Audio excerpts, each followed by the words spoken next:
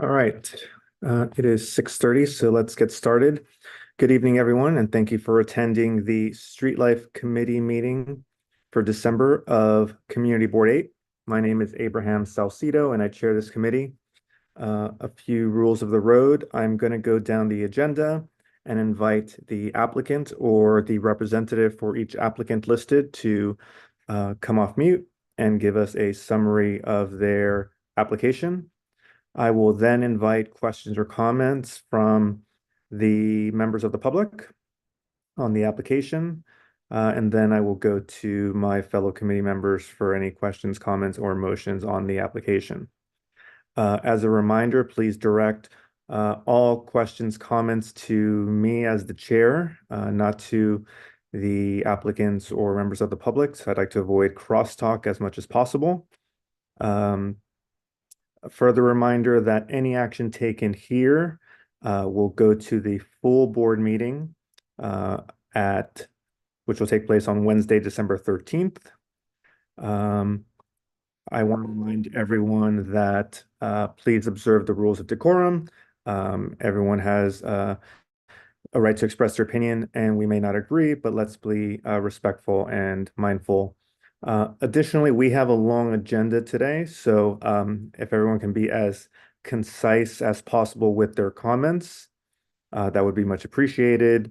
So we're going to start with the Street Life Committee items. A couple of other suggestions for those before I hand it over to Will and Robert for some technical announcements is state the hours of operation, state whether there's any 311 complaints, again, the type of application, the location is ADA accessible, and whether or not there's any outdoor space, what that means rear yard or sidewalk or roadway. So for that just about sums it up. And now I'll hand it over to Will and Robert on the technical elements.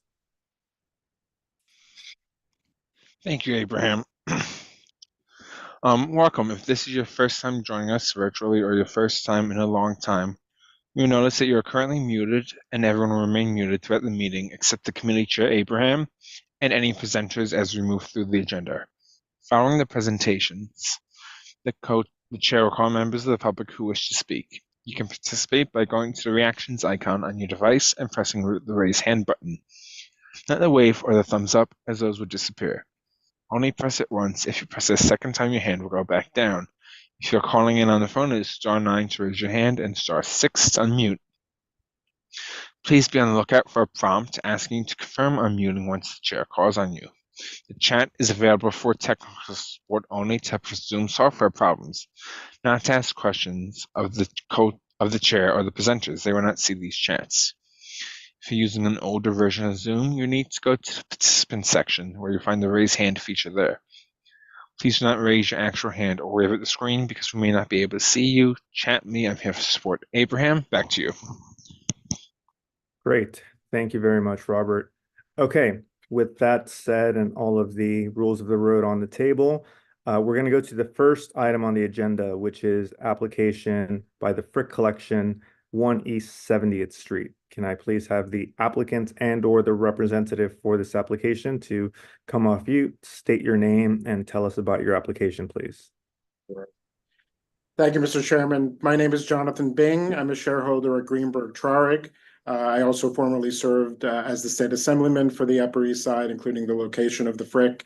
And it's a pleasure to be with you tonight and see many friends from the years past when we could actually meet in person. Hope to see you all again in person sometime soon. With me from Greenberg Traurig is Ellen Gustafson. Also on the line, we have representing the Frick, Alexis Sandler, who is the general counsel and assistant secretary, Joseph Shatoff, who's the deputy director and chief operating officer, Elizabeth Daly, who's the community relations manager and is calling in from vacation in Italy. So we appreciate us going first because it's about 12:30 a.m. where she is. So we appreciate you giving us the courtesy of being first on the agenda, as well as Eric Rodriguez, who's the vice president of operations of Union Square Events, which is the parent company of Hudson Yards Catering, which is the co-licensee tonight. some brief information about the application, and then I'll go into a little bit more detail, but not too much detail, as I know your agenda is full. This is a restaurant application. The restaurant has 23 tables with 56 seats at the table, 6 in a lounge and 6 at the bar. The restaurant does not have any outdoor space, though there may be catered events occurring at the Frick that would be using a small amount of outdoor space, though not frequently. And no complaints. This is a first time license application from the Frick. I think that is the issues that you wanted to have addressed. So the Frick collection, which is familiar to many of you, with the Frick home has been present there since 1914. Has been used as a museum since 1934, and it has a mission. The mission of the Frick, which is available on its website, includes to provide access, understanding, and enjoyment of the collection to the public through special exhibitions, publications, education, research, and public programs of the highest caliber. Everything the Frick does, not only because it's its mission and it's present on its website and something that it believes in, but also for its own tax exempt status, has to follow this mission. Everything it's going to do with regard to its operations once the museum is open again is in response to that mission, and everything it's going to do with regard to the restaurant and any events that might occur at the Frick relating to it is part of its mission. This is not a catering hall. The reason why the Hudson Yards Catering is on the license is they're going to be operating the restaurant. They're the restaurant management company. This is common for applications of this type. They are on the license with Brooklyn Botanic Garden, with the Whitney, with applications that I've handled before, including Geffen Hall and Lincoln Center, Film and Lincoln Center. The restaurant management company is on the license. There's a requirement by the SLA, depending on how much income they're receiving, what percentage they're receiving, but they are on because they are the restaurant management company, not because this is a catering facility.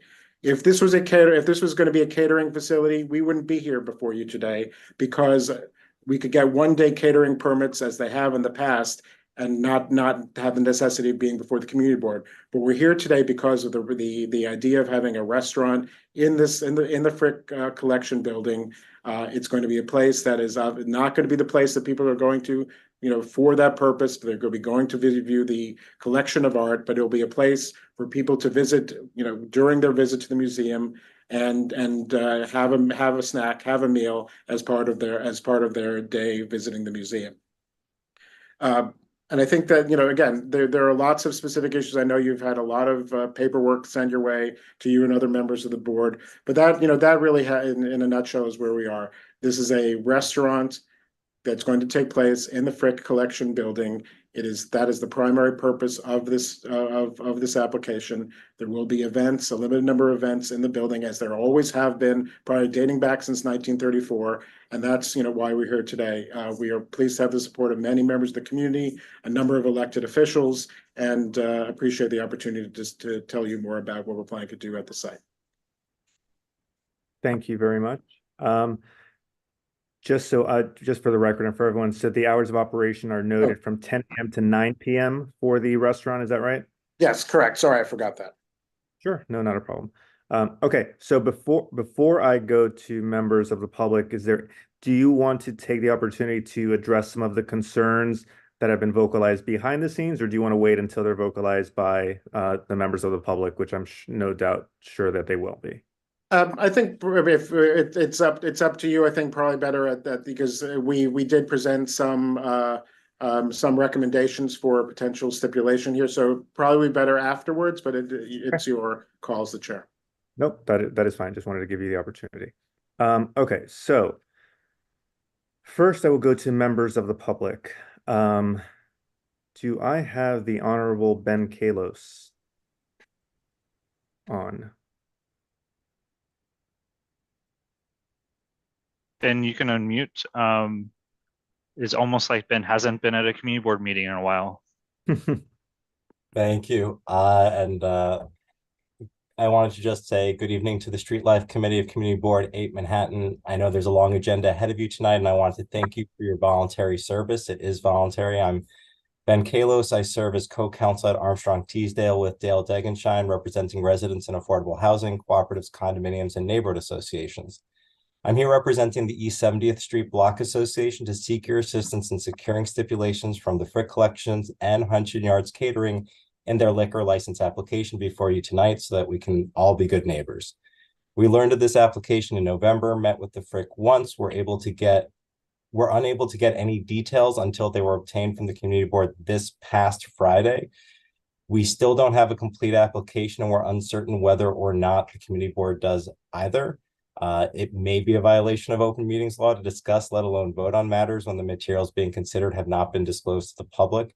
What we did receive was full of omissions, inconsistencies that render the application defective. These defects are detailed in our 17-page letter in your packet that we ask you to review tonight. In all honesty, the Block Association's only way to make sense of all the inconsistencies in the packet was to believe that what we have before us is actually two applications, one for a restaurant, one for a catering hall that are somehow together. What I'll say is the Block Association supports the Frick's educational mission and their needs to expand the space dedicated to educational activities. However, the Block Association, representing a residential community, opposes turning the Frick Collection into high-class party space. We ask the committee to encourage the Frick and Hudson Yards Catering to withdraw their application, meet with the Block Association on stipulations, and submit a new application for a cafe that the Block Association is inclined to support with stipulations. We've done it before, we can do it again. Hudson Yards Catering would also be welcome to submit their own application for a catering hall for public review. Failing this, we respectfully ask the Street Life Committee to table this matter until a full and complete application can be submitted and stipulations are made with the Block Association. And if the Street Life Committee is persuaded to move forward tonight, despite the Frick having at least a year of construction before it can open, we ask that you adopt our stipulations in toto. The stipulations we'd like to highlight relating to the Hudson Yards Catering at the Frick is a reduction on having 17 liquor service bars. The Block Association was shocked to see a proposal for 17 liquor service bars for customers that are 6 feet by 6 feet for special events. When multiplied, this would provide 204 linear feet of liquor service bars. It is hard to fathom how many attendees would warrant 17 liquor service bars with 204 linear feet of bartenders. So we are requesting no more than 5 liquor service bars with no more than 60 total linear feet at any one time. The application has no capacity whatsoever. And so we're asking for a limit on capacity of 400 for the Frick Collection when they have their own events and 200 for Hudson Yards catered events. The application has no end time for catered events. While it was said that things would end at 9, there was a italics that said that catered events would go later. We request a definitive end time to parties before 4 a.m., which is the citywide limit, with limitation on after-hour parties with events indoors ending by 8 or 9 and events outdoors ending by 6 or 7. Music and dancing indoors in the mansion only. Live music outdoors on the 5th Avenue Garden only until 4. No ticketed, catered, or third-party events or drink specials. A limit on after-hours events for 2 per month. A limit on museum closures for events to not more than 10%. And no interference with educational program or liquor services occurring while students are in the building, as well as details to garbage deliveries, crowd and traffic control, noise and odors, and security. With regards to the cafe, we would love to see the maintaining of existing hours of operations and opening the entire facility during dining hours. The Frick Madison is currently open 4 days a week, 10 to 6 for 32 hours. Before renovations, the collection was open 5 days a week, 10 to 6, Sunday, 11 to 5, 46 hours. The proposed hours of operations are now 7 days a week, 10 to 9, for a total of 77 hours. That's 33 more hours, and they're doubling the hours at Frick Madison. There is no other similarly situated small museum or collection with a cafe with similar hours. The Morgan is closed at 5, 7 on Fridays, and their dining ends an hour before the day ends. El Museo del Barrio is open 4 days a week, 11 to 5. Their cafe is only open during museum hours. Asia Society is open 6 days a week, 11 to 5. The Leo Cafe is open during museum hours and closes 2 hours before the museum closes. And so we're asking that the Frick Collection stipulate to continue the hours before renovation, Sunday through Thursday, 10 to 6, and 7 p.m. on Friday and Saturday. No live music or dancing in the cafe. We'd like to see that if they're going to have self-service food and drink, they can keep the customer bar, but if not, they should have a service bar. We'd like to see that limit of 56 guests. When we reviewed the materials, we found 56 guests plus 6 guests at the bar plus 6 guests at a lounge, which wasn't mentioned anywhere else. We'd like to make sure that the cafe has no drink specials, no light pollution. We found a discrepancy between checking the box and saying they wouldn't do bicycle deliveries, but their affirmation said that they might in the future. And then just some of the things that we found wrong with the application was the 500-foot rule statement says there's 1 liquor license when the SLA says there's 4 plus 2 pending. Again, there was no maximum occupancy. They don't have a name. They don't have an end for catered events. Their licensed area isn't for the restaurant. If it was for a 900 square foot restaurant, we wouldn't be here. It's for 11 floors in some places, 14 floors in others. They're saying overbroad, they have an overbroad license area where they're saying they want the entire building, including their conservation studios, which would be included in the entire building, would have a liquor license. And that's a concern for us because that's where our shared cultural heritage would be put at risk. They have inconsistent answers about music, inconsistent number of people served. We really think there should be a separate catering license here. We'd like them to commit on bicycle deliveries. We don't think that this should become a bicycle delivery hub. And we still haven't received many of the attachments earlier references. So I want to thank you for the additional time. We'll be asking the other members of the Block Association to limit their comments, and thank you for giving us this additional time. And we respectfully request that this matter be voluntarily withdrawn, tabled until a complete application can be made together with stipulations with the Block Association, or if approved, include the adoption of the Block Association's approved entire list of stipulations. Thank you.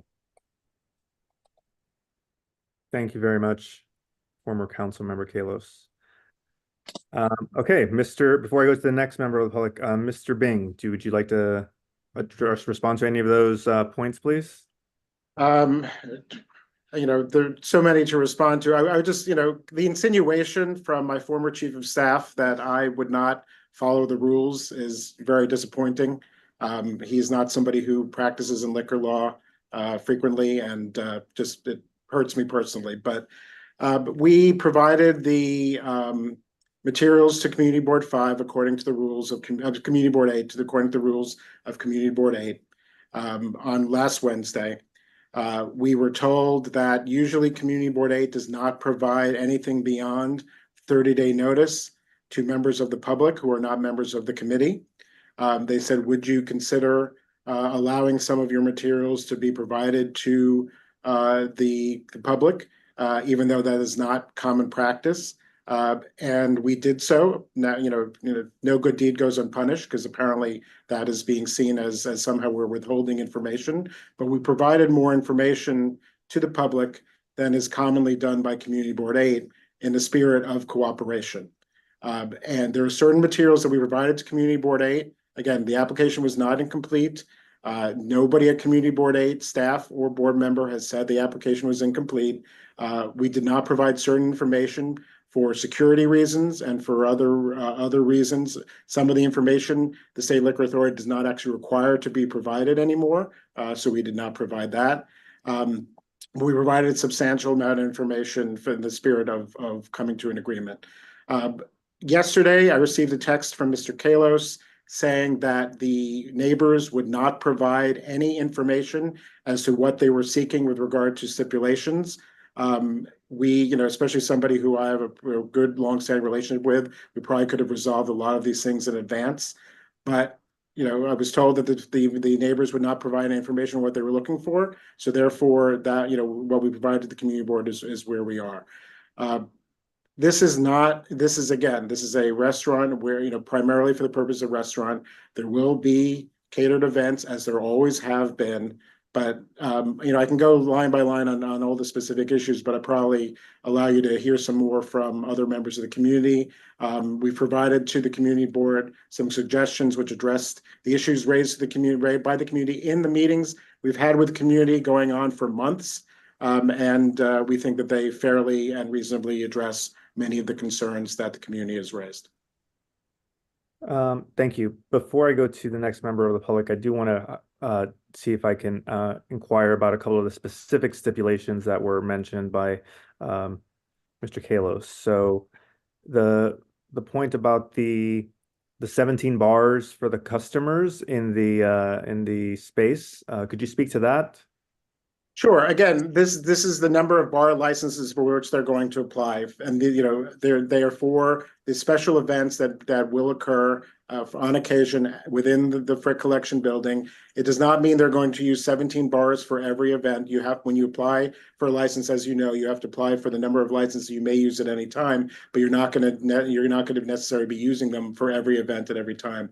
There's 14 floors of the building. There are 11 floors that have public space. And it is again, the building is under construction, but the idea is that at some point they may have stationary bars within the building for events, and therefore would like to have that opportunity. But it will be extremely rare that all those bars for which they are seeking a license will be used at the same time. But you have to apply for the full number of bars that you may use at any time, and that's what we're doing. Okay, thank you. And any thoughts on the proposed stipulation regarding the capacity, the number of members for the events, and end times for the events? I mean, there is no plan. They are not going to be open till 4 in the morning. We at this point, we are applying for a license well in advance of the museum's opening, because as you know, it now takes anywhere from 9 months to a year for licenses to be approved. That's why we're here at this time, and that's why I should let you know now that we are not going to agree to a withdrawal of this application. At any point in this meeting tonight. I should make that clear, very clear right now. When we cannot agree to limitations on the number of people because we don't know yet exactly the number of people that we expect for the events. But obviously, we are not planning to have late night events. Again, this museum has a mission. If it doesn't follow this mission, it is not going to keep its tax exempt status.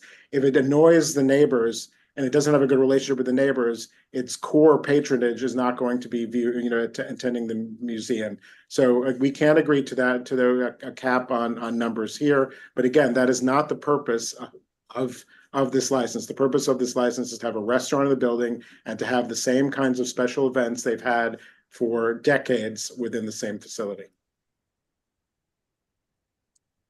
Okay.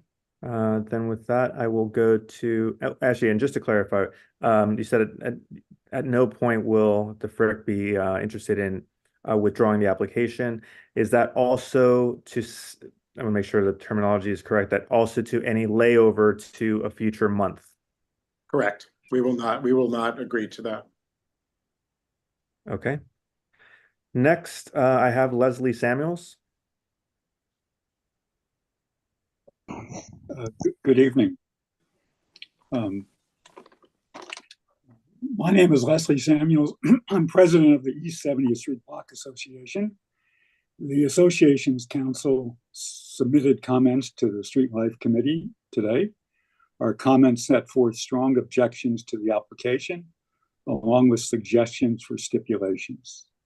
And by the way, Mr. Bing said we didn't want to share. Well, the reason is we're just learning about everything, and I have to object to his comments that he's been talking, that the Frick has been talking to the Block Association about this liquor license in the past. We've heard about it one time in November, and then when we had a meeting about a week ago, we got virtually no information. So just to be clear that that's the case. And I would also add, Mr. Bing has said several times that the Frick just wants to do what they did in the past. We would accept that. He knows how many people came to events in the past. This isn't a mystery. So just agree to what you've done in the past in terms of opening hours, the types of events, the number of people at events, because we're in the neighborhood. We've watched the Frick in the past. So all they have to do is give us a list of events that they've had in the last several years. How many people? We'll discuss it. But the idea that you can't agree to hours and you can't agree to numbers of people when you say that you're going to do just what you did in the past is just not really being straight with the community. I would say when the FRICS application, we think the FRICS application should be resubmitted in an acceptable form. And then we can agree to stipulations. As we did last year between a private club and the East 70th Street residents. That was a successful endeavor, and we think we can do it with the FRIC. Stipulations with the FRIC are necessary to preserve the residential qualities of the community. And I would also add, there are no stipulations in the FRICS application that we've seen. So I didn't understand that point either. And I would say under no circumstances should this defective application be approved this evening. Critical quality of life issues need to be addressed. These include, without limitation, hours of operation, numbers, size, and nature of events, traffic and congestion controls, security arrangements, noise mitigation. We support the FRIC's mission as a museum. And by the way, they can have a lot of events and not lose their tax exempt status. That's just overstating it. We need to ensure that the FRIC is not subject to pressures for revenue sources that would effectively transform the museum into a fancy catering hall that tops Cipriani. And I say this because they haven't said how many events they're going to have. We have no idea whether it's going to be, we don't know. But if they say to us, we'll do it, we'll have events as we've done in the past, we'll just sit down. Well, I'm sure we can work that out. As I said, the FRIC's proposal there would permit an unlimited number of private after-hours events. There's no limitation on it. And I'm not going to go into the 17 bars anymore because that's just overreaching. We can't believe that any FRIC prior event required 17 bars. If they are, but please tell us. It's clear that the FRIC is not taken into account its quiet residential neighborhood. The cafe hours should not extend beyond normal museum hours. If Mr. Bing is saying that the museum's normal operation hours is going to be to 9 o'clock every day, just could you please stipulate that, and we'll then talk about it. Stipulation should also cover garbage removals, deliveries, no double parking, no idling, no light pollution. In revising its application, the FRIC must take account of its neighbors. Then the stipulations can be agreed. Thank you. Thank you, Mr. Samuels. Okay, going to go to the next member of the public, unless Mr. Bing, at any point you're able to welcome to speak to each individual or wait till the end. I think in the interest of time, we'll wait till the end. Okay, great. Next, I have Susan Olderman. Yes, thank you very much. As a resident of East 70th Street, I want to register my deep concern about the FRIC's plan for an apparently expanded event and cafe schedule. This proposed expansive schedule will inevitably lead to an increase in traffic generated by delivery vans, double parked cars, black cars dropping off and picking up event guests. The congestion will have a significant impact on our bike lane block. Our block is a quiet one and home to many senior residents, some of whom are disabled. My husband is one of those disabled residents. He needs to be able to come to the front of our building. This will not be possible on those event nights when vehicles are blocking the street in front of the FRIC. As a former MTA manager of 20 years and bus supervisor in Boston, I know very well how disruptive traffic and congestion can be. This is not a casual concern. It's about the quality of life on, and especially for, residents who have special needs. Then there's the issue of increased trash and trash collection. I don't believe the FRIC should be given free rein on agreed stipulations to fully solve these concerns. Thank you very much. Thank you very much. Okay, next I have Catherine Bristor. Yes. Did I unmute successfully? Yes, you did. Hi. Good evening. I've lived on this street for about 30 years, and it was a quiet, lovely street. There's a lot of history between us and the Frick as to what the Frick is currently doing. We sorted it all out. But at the moment, because of the construction, our quiet block is a nightmare. And it starts every morning at 7 a.m. with the garbage trucks grinding and backing up and beeping. I really thought, when this is over, this is going to be so great. Okay, the Frick will have gotten its what it wanted, and we will be back to our quiet life. At a recent meeting, which I didn't attend, but the Frick representative who did basically said that the cafe would be open during regular museum hours. That's not true. And never mentioned this catering hall concept. I absolutely agree with the people who've spoken and said that we have to have stipulations that will make life tenable for those of us who live here. And the Frick has a bit of a history of dealing in bad faith, as seen by the neighborhood association. For example, when the original proposal was made to destroy the Russell Page Garden and put a 11-story building on top of it, the Frick claimed that that garden was never meant to be permanent, and it only came around when it was. Why would we trust you?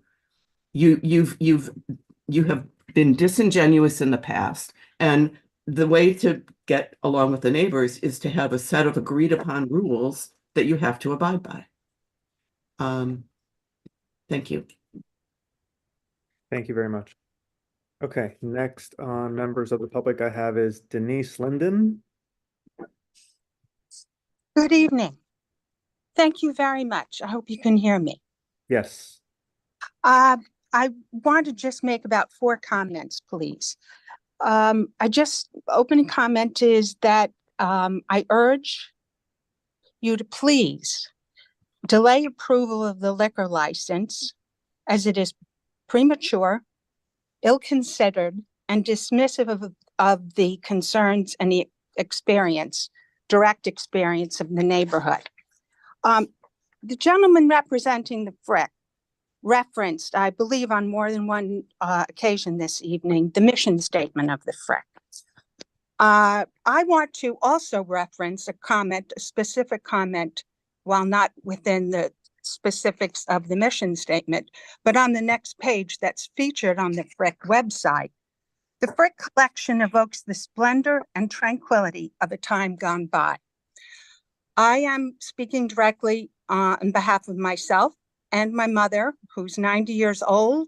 She's lived in this neighborhood just across the street, as have I, for over 40 years.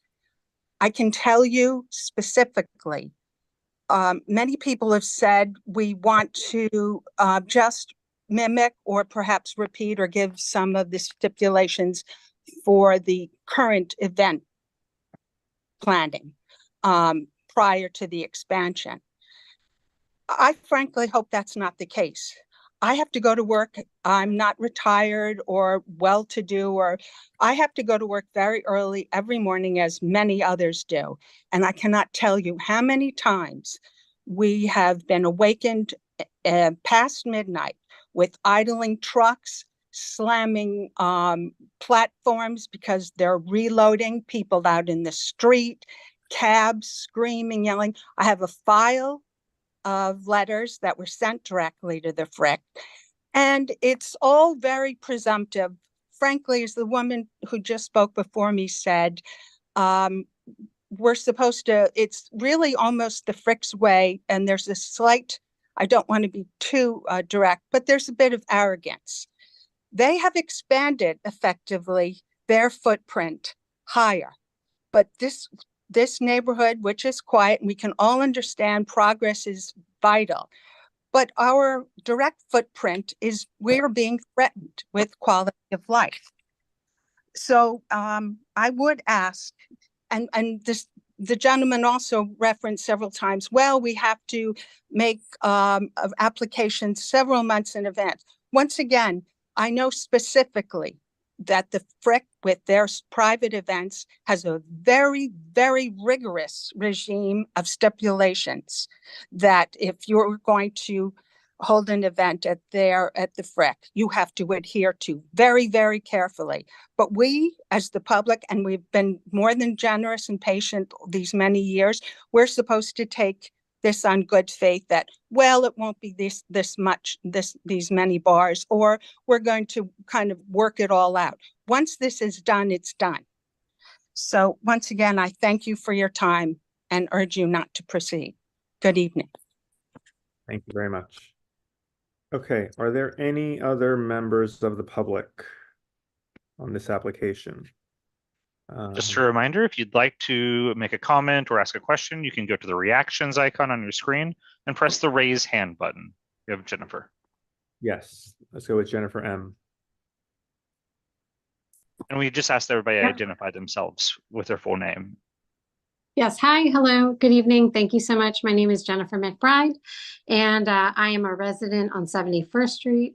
I've been involved with following the FRIC very closely over the past several years as they've gone through their effort to expand.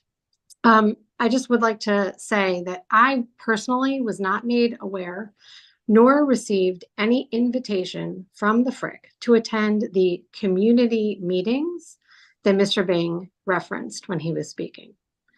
I want to let you know that I'm deeply concerned about the effect on community life and culture of the neighborhood. I would ask you to please hold over the application so the FRIC can reconsider and engage in a conversation with the community.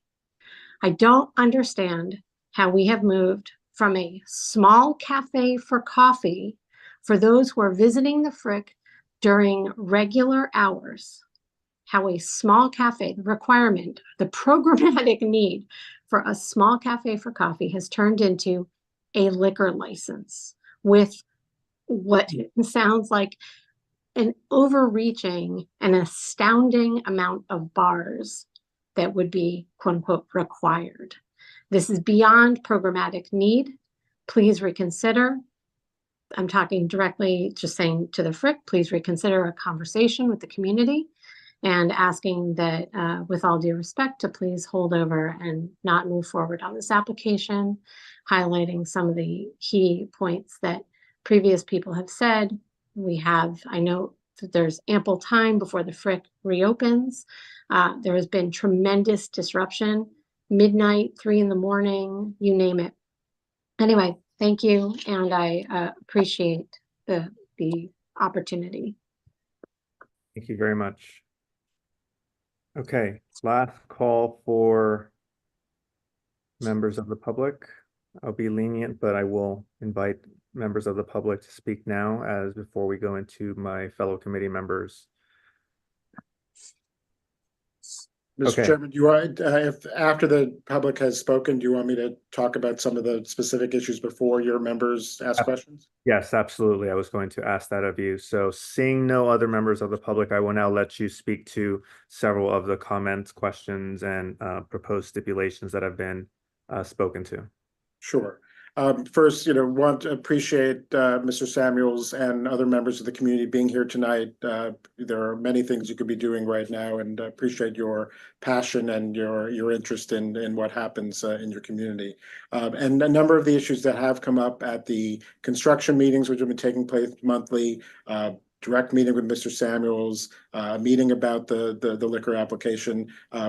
We've heard them and we want to address them and want to agree to elements of a stipulation that would address some of those issues. So first, let's talk about garbage. Some of the issues raised by neighbors with regard to the garbage delivery truck, as I've said, are valid. The original construction plans, as some of you know, included a loading dock, which would have eliminated some of these issues. However, the plans were opposed by certain members of the community and ultimately not permitted to proceed. So some of the garbage issues that exist now would have been covered by a loading dock, but that was not allowed to go forward. So nevertheless, the Frick believes that it will only need one trash pickup a day. They have purchased something called the digester, which sounds a little scary, but it's something that that will compost organic waste. And that between and the recommendations of its restaurant management company believe that there will only be needing one pickup a day as they've had in the past. The traffic lane in front of the Frick is a dedicated loading, no parking area for the museum, such that garbage and delivery trucks servicing the museum will not block other traffic. We obviously, the Frick cannot control other deliveries that take place on 70th Street, but will ensure that the deliveries take place in the zone that it's supposed to. Wheeling garbage out to the avenues is not valid for a number of reasons, as we don't know when the pickup is going to occur. Madison Avenue going past a number of private residences and disturb neighbors, and there's no loading zone area on Fifth Avenue. So we made a couple of proposals with regard to garbage. First, to address neighbors' concerns about trash removal, the Frick is going to undertake negotiate in good faith with its garbage carter to come at 8 a.m. each day for trash removal. It's going to do its best to make that happen. It cannot have the garbage pickup come after opening hours, because that would the garbage transfer and the entrance to the museum are in the same space. But we understand the concerns, and we'll endeavor to ensure that its carter picks up at 8 a.m. To address neighbor concerns about delivery vehicles, where feasible, the Frick will schedule deliveries between 8 a.m. and 10 a.m.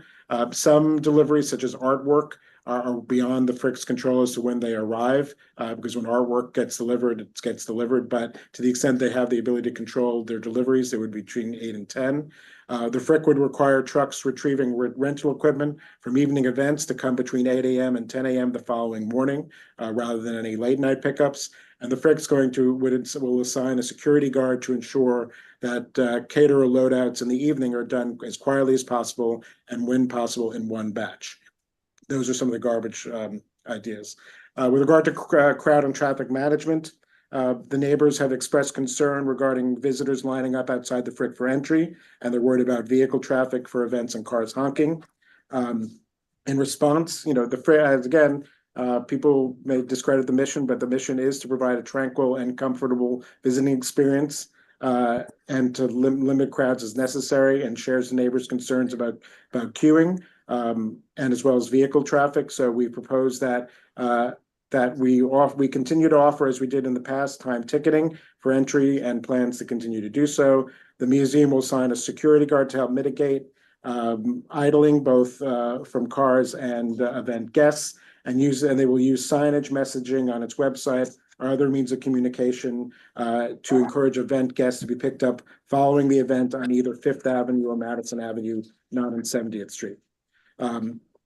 With regard to third-party rentals, again, I don't know how many. This is not a private club, a restaurant, establishment. This is a museum that has long held events, and has always been the case that it is not going to be a catering hall. The museum, it does view the events as an important means of furthering its mission, as well as the people who are able to have access to the artwork as the events take place within the art itself, and the galleries are kept open to those events. So again, we will address the traffic noise and trash issues, but we want to make sure that we understand concerns about third-party rentals. Some issues have been raised regarding light pollution. Neighbors have expressed concern regarding light from the museum, including the restaurant. We understand those concerns, and the Frick will endeavor to ensure that lights inside the museum are turned off at night when spaces are not being used or are not occupied. And then finally, with regard to music, again, a concern that we understand, and we're not aware of any noise complaints regarding music having been raised in the past, but obviously we will follow the New York City noise code, which is actually going to be enhanced later this week in the City Council. by Councilmember Powers, who supports this application. And we will follow the rules regarding decibel level and hours with regard to when loud music is played. Finally, kitchen exhaust was an issue that was raised by the neighbors. It had a fully operating kitchen before. The kitchen exhaust points up from the roof of the museum, not towards any neighbors' residences. And while we don't foresee any issues regarding kitchen exhaust, we'll work with the neighbors in the future to mitigate any concerns that might arise. But we don't expect there to be any issues regarding that. So I did want to address that some of the issues that have been raised by the neighbors in recent weeks, and proposals that we've made to the community board that the FRIC would be willing to accept in order to reach a resolution in some of those issues. Okay, thank you very much. I'm going to go to my committee members. So I will start with Marco Tamayo. Thank you, Abraham. It seems to me, listen the two sides, Mr. Carlos and Mr. Bean. Apparently, it looks like it's miscommunication between each other. There are some issues that has been raised that is very valid in both cases. And to tell you, I think you have to know, I was in opposition of the enlargement of this museum. And I was looking, and it called my attention now, the neighbors come out, but at the time when they did the enlargement, didn't show up to speak or to speak against the application. And now it's approved, now it's large. So there is a complaint, for instance, of the number of hours. As long as they have a certificate of operation, it's perfectly fine, there's nothing wrong. Yes, I'm concerned especially for the traffic. I'm concerned for the problem of quality of life, especially outside. Inside, I think I visit, by the way, this museum. Liz, she wrote us to give a tour the whole area, so I know exactly what's going on inside. So I'm fully aware of that museum. So the issue, what I perceive is the traffic concerns. Yes, it is, because the problem is you don't know how those people will come to these activities that are allowable legally. And that's, I think, my strong recommendation. My feeling is, why don't you can, Mr. Bean and Mr. Carlos, go together and reach an agreement? Because some of the issues, Mr. Bean, you answered very well, and I think I'm very happy to hear that. And then probably we can move forward, because I don't want to be unfair with the museum, because they had the right to have the license, but I'm not going to be penalize the neighbors, because they have the right to raise those issues, especially the issues outside of the museum, that the museum hardly will control that part. So that is my opinion. That's my recommendation at this time. Thank you. Thank you, Marco. Next, I will go to Alita Camp. Thank you, Abraham, and thank you, Jonathan, for coming and making a presentation, and for Ben Kalos for also very clearly articulating the neighbors' points of view. I am a mediator, and I'd like to request that the FRIC take the time and meet with the neighbors to come up with stipulations that the community board would be very interested in. The community board tends to support stipulations that the neighbors and an institution come up with.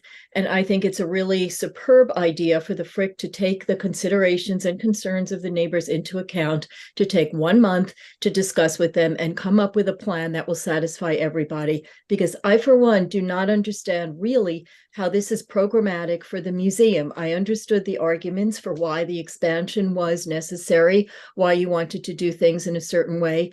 And I understand that you need fundraising, but this seems above and beyond the normal course of fundraising, with hours beyond the museum opening, use of 9 floors of the museum space, bars that are, I forget the number that Ben used, 700 linear, more than 700 linear feet. That seems like, or 200, some really large number, seems like an awful lot when it's a residential street and people live there. to not come up with a cap on the number of people that could attend an event or even how frequently events will occur. I think we've gotten those kinds of stipulations from other organizations. Other museums, the Asia Society is on Park Avenue. There's a lot of space on Park Avenue. The main entrance is on Park Avenue. The Morgan is on Madison. A lot of space again on Madison. The entrance to this is on a residential block, and I'm concerned for the reasons that the neighbors mentioned. I'm also a bit troubled by the failure to have notified all of the surrounding neighbors about either this meeting or the Frick's intention to ask for something for a liquor license. And we all know how much money is generated by the sale of liquor. I am concerned about one other thing, which is that if there were, and I do believe that there should be a provision for a liquor license, but with stipulations to protect the neighborhood while allowing the Frick to earn some money because it's expensive to run a museum.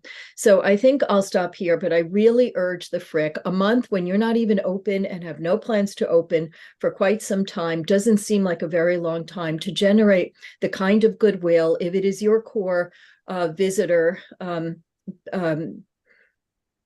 your core visitors that live in the neighborhood, then it would seem to really work in your long-term self-interest to work some kind of arrangement out with the neighbors just to come up with a reasonable solution that then the board could weigh in on. So thank you very much for listening. Thank you for your presentation, and thank you for reconsidering your objection to taking some time and meeting with the neighbors in advance. Thank you. Thank you, Alita. Okay. Next, I have Judy Schneider. Thank you, Abraham. Abraham, I just want to go back first to something you said. I think you said the hours on the form were 10 p.m. to 9 p.m. That didn't make sense to me. 10 a.m. to 9 a.m. was what's on the application. A.m. Okay, I missed the a.m. I read it as p.m. Okay, so I have three other questions for Jonathan, and it's nice to see you again, Jonathan. When is the museum going to open? Approximately. When are they planning? Approximately a year. Okay. Where is the location of this cafe or restaurant? If I go to the museum and I want to get something for lunch, where am I going? I believe at the first floor. The first floor. Okay. And that's where it'll stay. Is that correct? Okay. Then what I really want to know is It's on the second floor. Second floor, sorry. Second floor. Second Okay. Floor. So it's in one location and it's Right. open from the time you open to virtually the time you close as a museum. Yes.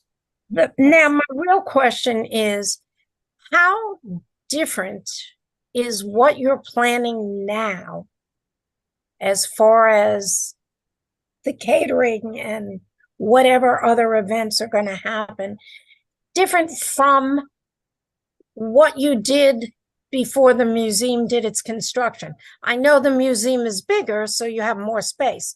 It's not the space I'm talking about. I want to know, how different is the museum functioning now than it did before it became a little bit bigger in certain areas? Thank you, Judy. It's nice to see you. So the difference in terms of major events, it's going to be the same number of major events that have occurred in the past. I mean, if you have an annual gala, you're having it annually. I mean, that's not going to change. There will be, because there is more space, there may be more of individual smaller events, catered events that may occur at the site. But in terms of the large scale events, they will be the same going forward as they have in the past. And I'm not an employee of the Frick. I'm relatively new to the team, but that is my understanding that again, the large scale events that the community may have concerns about, that may use limited outdoor space, those are going to be the same going forward. It's going to be, but there may be at least the beginning more smaller events to introduce the community and others interested in the art and activities there to the collection and the new space. Okay, so we're basically getting the same museum, but just a little bit bigger. You're not doing anything different. You still have to allow access for people to come and go during the day, even if there's some kind of a small event or whatever going on. And the same at night. And the fact that you're going to have this security guard there, he's going to be there all the time when there is an event going on, so that multiple security guards, inside, outside, moving traffic, checking on garbage, checking on queuing. Again, they're a neighbor. They want to be, to get along with the community and do right by it. So again, it's not just one guy with a clipboard. I mean, it's multiple security staff. And I should again, I'm sorry, did I answer your question? Because I wanted to go back to you did, but that's pretty much what I want to know is from the neighbor's point of view. They were thinking they're going to have a problem, but it doesn't sound like, if you've got these security people out there and they're monitoring the traffic and the garbage and everything else, that they're not going to have this problem that they think they're going to have. I believe so. And I do want to mention, to go back to what Alita said regarding meeting with the community. Again, we followed all the procedures that Community Board A requires. We did all the postings as was required. But more than that, there have been monthly construction meetings. The FRIC notified the neighbors 3 weeks in advance, which is about 2.5 weeks more than is required, about the idea of filing a liquor license application. Met with Mr. Samuel separately, met with the group, and basically we're told that we want you to do exactly what was done with Annabelle's a couple of years ago. This is not a private club. If Harry and Meghan want to come to the Frick, they're going to have to buy a time ticket. They're not going to be able to get past the velvet rope and be able to go inside and go to a private room. They will buy a ticket. They can get a sandwich in the restaurant just like everybody else. This is not a private club, and we cannot agree to the same set of stipulations that a private club, which just filed its application in August, so which is not going to be able to get its license for another 6 months or so, and should not be included in the alleged number of licenses that are in the area. But we can't, that was the only option we were given, and that's not something that we could agree to. So that's why we're here today. Thank you. Thanks, Judy. Next, I will go to Lindsay Cormack.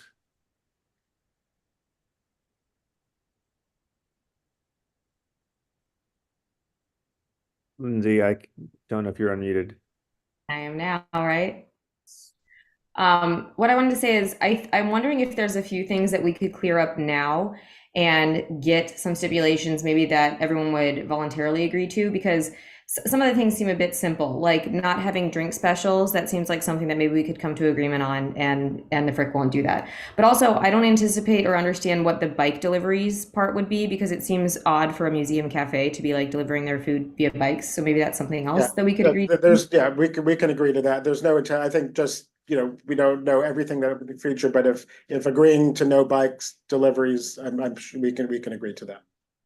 Okay, I imagine that obviates some concerns as someone who lives on a block that has bike deliveries. I also wanted to know if we could have clarification on the catered events that would go later than the 9 p.m. You're not talking about like private weddings that are getting rented out, correct? I mean, those may occur. I think the neighbor's concern is more as a sort of like the gala type of events, which again are going to be the same number and limited as were before. I mean, there may we don't know who's going to ask to hold their event there, but for the typical events that go beyond 9 o'clock, they will be corporate events. And weddings and the like, which are going to be limited to invited guests. I mean, everything at the Frick is going to be limited, to invited guests or invited by the sponsors of the event. So again, these are those kind of events is and most of them are going to be even smaller than that. But that's the intention. The major fundraising events are going to be the same number and style as they were before, and with a limited number of them. Okay, so I understand that. I also think I understand the sort of community pushback that an unlimited time range seems sort of untenable, like the 4 a.m. Seems problematic. Would it be possible to say something like a 10, 11, 12? Is there anything in there? Again, we can know, however, I mean, a wedding could go till 12 or 1 o'clock again, and on a Friday or Saturday. So again, I think it's not that there's an intention to have a significant number of late events. It's just that, and postponing it for a month is not going to change that. There will be a certain number of events. We can say, say 2 a.m. If that's, if that's the, the limit, and maybe slightly earlier on non-weekend days. But we're certainly not going to be open till 4 a.m. I mean, what was referred to before is that in Manhattan, a restaurant could be open till 4 a.m. That, we can agree to something earlier than that for sure.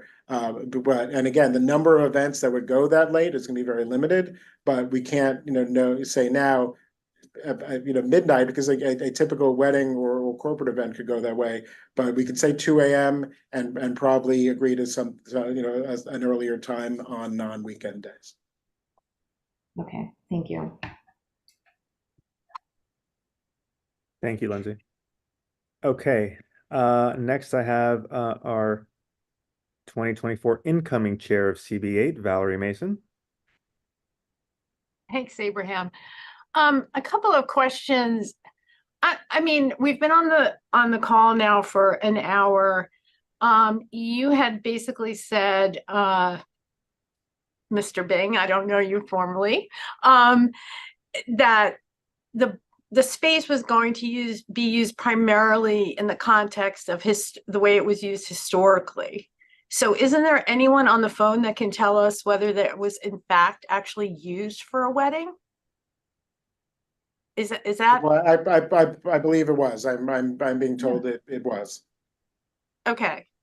Because I mean, I'm kind of hearkening back to the original presentation about the expansion of the museum, and no one, I don't believe anyone really talked about the museum being used or expanding its use in terms of private events.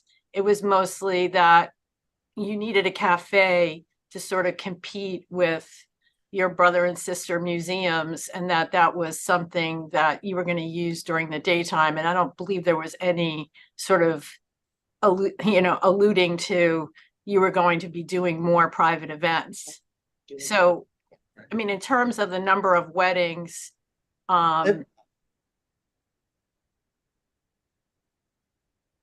Sorry, I didn't mean to interrupt you. No, go ahead and answer. Yeah, I mean, I think that the only change is that, before they had, they had events, but they received 1-day catering permits from the SLA to have the events. The difference now is that they're going to have so yeah, there is a difference. There's a restaurant, which didn't exist before. So there'll be a restaurant there.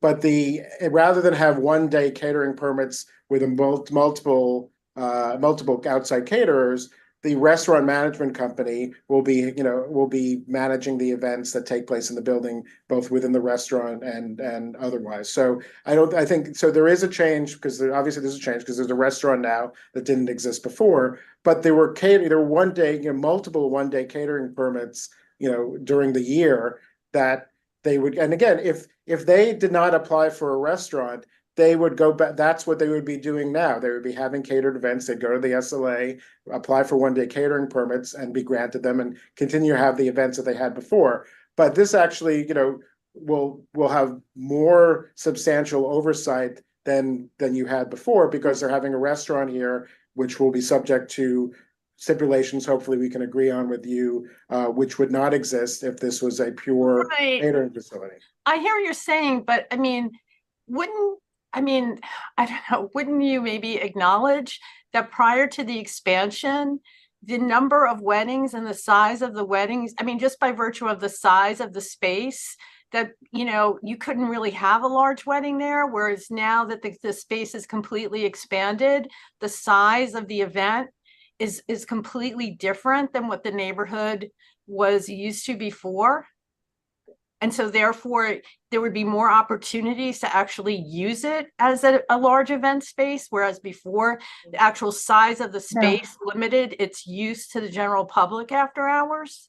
I mean, it's going to be, there is more space, but the use of the space is going to be the, the same as it was before. Look, but let me, can I just stop you right there? Because I mean, I do a lot of private events, and if your space can only hold 80 people for an event or 100 people for cocktails, then that by definition of facts, the number of events you can have is different than if now your space can hold 100 tables.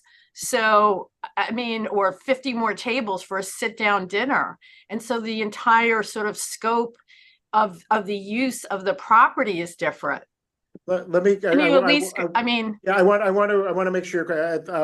Liz Daly, who's patiently up at 1:30 in the morning in Italy, I could see her motioning for the mute button to go off. So, Liz, do you want?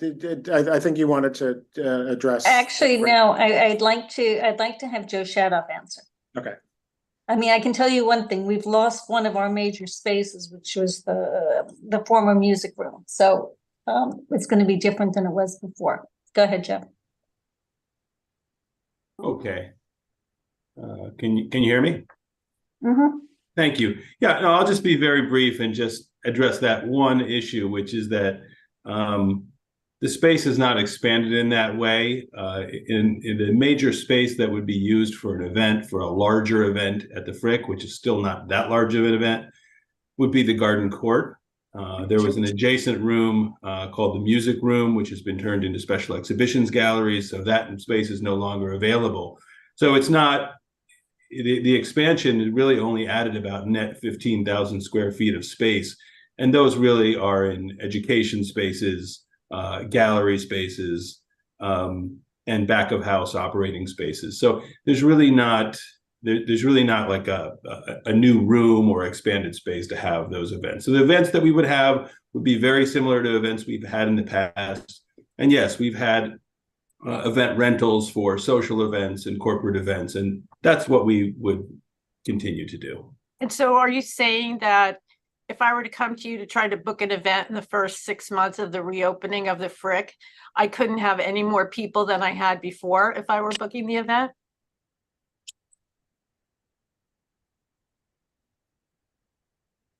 Joe? You're on mute, Joe. He's saying that's correct. That's correct. You can have more people. It's not. The space is not expanded to allow more people. Okay. All right. My last question is, I realize that you want to get your application in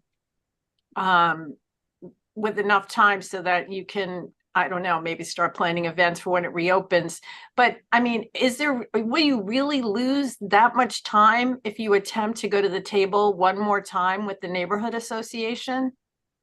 But I mean, if their starting point is Annabelle's stipulation, where it's going to be a waste of time. I mean, I from the conversation tonight, I just we've proposed to the community board, as I've read tonight, stipulations that, but neither the community board nor the neighbors can dictate the method of operations generally of any operating concern. We will address the issues that are appropriate, but I just don't, if I thought we were close, I could see that being a very reasonable request. But the only thing at the meeting on the I believe it was on the 27th, the only option was given was, we did this for Annabelle's. We're going to do this. This is what you have to agree to, and that's just not a starting point that we could agree to. This is not a private club. This is a cultural institution that has a mission of bringing art and culture to the community. And again, it's there would be no. It would. For them to try to have a negative relationship with the community, it wouldn't be in the interest of any institution, whether it's a restaurant, a hotel, or or a museum. I know, but I have to tell you, the way you're sounding is just a little bit, I mean, okay, maybe they're not going to be like Annabelle's, but they're a cultural institution who's going to be having a cafe every day that's going to have a lot more trash than they had before. And you're on a narrow street. And so regardless of whether Annabelle's is a private club, I mean, they were willing to come to the table and talk about how they were going to offload their trash and things of that nature. And I guess what I don't hear the neighborhood association really being that strident about what they're asking for. I could be wrong, but I think we did address those concerns and provided with stipulations that addressed trash, but the feeling is with the organic compactor that they have, plus the advice of their restaurant management company, there's going to be the same one trash pickup a day as they had before, and I provided recommendations for how they will address it. We definitely, it's definitely a valid concern about garbage, but there are limitations in terms of they can't put it on the two avenues. But they will, again, they will do everything possible to make sure their carter comes before the museum opens, but after 8 a.m. in order to disturb the neighbors as little as possible. Right. Thank you. Thank you. Before I go to the next, I think there's one topic that keeps reoccurring about, and statements that keep being said from on behalf of the FRIG, is that the number of events will be the same as in the past, and it'll be the same. So I think what's giving me a little bit of pause is then the lack of specificity around that. Can we not be clear as to what the same as prior years will be, even if it's a range, X number of events, or parameters up to the number of events, so that there is some clarity and transparency, which I think is what is being asked, or one of the things that is being asked by the residents. So I think that's information that is available to you from the past. So if we could say that that will be the same baseline, I think that'll give some comfort to the residents, at least about the events, that there won't be a twofold increase in the number of events. And appreciate your agreeing or suggesting to agree to like the time limitation for 2 a.m. So I think I see opportunities to move in the right direction of things that are wanted by both sides. And I think that would be one that I think some clarity would be helpful from or for. Yeah, we just can't agree to a cap on events. I mean, there's just until the space is activated again. So that's just not something that we can do at this point. We can't say there will be a limit of 3 a month or a limit of X number. It's just not something that, again, that it's something that an applicant or an institution has to be able to operate its business, and we just at this point can't agree to a cap on the number of events. Okay, but then the implication is then it won't be the same as before. No, it's just that with the institution has not opened yet, and the expectation is again the number of events during the first year as they introduce the museum to the community is will be higher probably than the number of events during the second year. But again, we don't know exactly what those numbers are going to be. As Joe mentioned, it's the same. It's not going to be more people than there was there before, because the physical plant in the end hasn't changed in terms of the number of events that then they just at this point they just cannot agree to a cap on the number of events. Sure. Per event it won't be more, but if there's one year there was 10 and then now there's 20, that's just more people throughout the year. Okay, I'm going to go allow. I know we're running late, but I do want to get input from Leslie as to what we've talked about, and if there's any other input that you have before I go back to my committee members. So Leslie, if you have, I see you have your hand up. Yes, thank you. I just wanted to clarify some very important points that Mr. Bing has said several times, and that is that we have said, the Block Association has said that the FRIC has to agree what Annabelle's agreed to. Mr. Bing was not at that meeting. I have never said that. That's just incorrect and misrepresenting the Block Association's position. We said we worked out stipulations with the private club, that there were some provisions, some stipulations that could be helpful guides, like trash removal for that the private club agreed to. We don't see any reason actually why the Frick couldn't try to replicate it. So I just wanted to make sure Mr. Bing wasn't at the meeting. I did not say that. We are willing to sit down and work out stipulations. We think that is the right way to go. We did it successfully before. And by the way, on ours, and also Mr. Bing said that they've given us stipulations. We have not seen any stipulations yet. If you've sent them, you got the wrong email address. I haven't seen any stipulations. They were sent to the community board. Well, we haven't seen them. Why don't you send them to us? I didn't see this until about an hour ago. Okay, but you didn't. You said, Mr. Bing, you sent a stipulation. You didn't say you to sent the community board. You sent them to us. No, I did never say that. I'm just saying. I don't want to make this any longer. So we will sit down. We are reasonable people, and we think we can work this out. And the private club, can be a guide on certain things. They were not open till 2:00. So it's like that's ridiculous, by the way. So I think that there's so much dancing around here that's why the neighbors are concerned. That's why we think stipulations that we can sit down and work it out. And the Frick they spent an enormous amount of money for this project. And I'm sure that they've spent a lot of time thinking about how they're going to raise money on private events. And all they have to do is be honest with the community, and we can discuss it and figure out a way to move forward. So thank you. All right, thank you very much. Going to go to the final round of committee members. So I'll go to Jane Partial first, then Alita Camp, then Russell Squire. And Abraham, I just want to make sure that you have a member of the public whose hand is up. Yes, let's continue as I've called for now. Okay.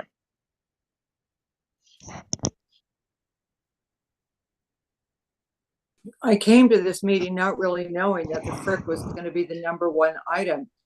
I must say I'm just totally shocked by the lack of transparency from the Frick. Any museum, you go to the Metropolitan, all of you have been to corporate events at the Temple of Dender. This is the way these institutions raise money now. It's so important to them, and it's so expensive to run any museum. Nobody has mentioned the new below-grade auditorium that's going in underneath that beautiful Russell Page garden, which is now torn up, which is going to attract a lot of people. Nobody has talked about the fact that all these museums, the Met, the Modern,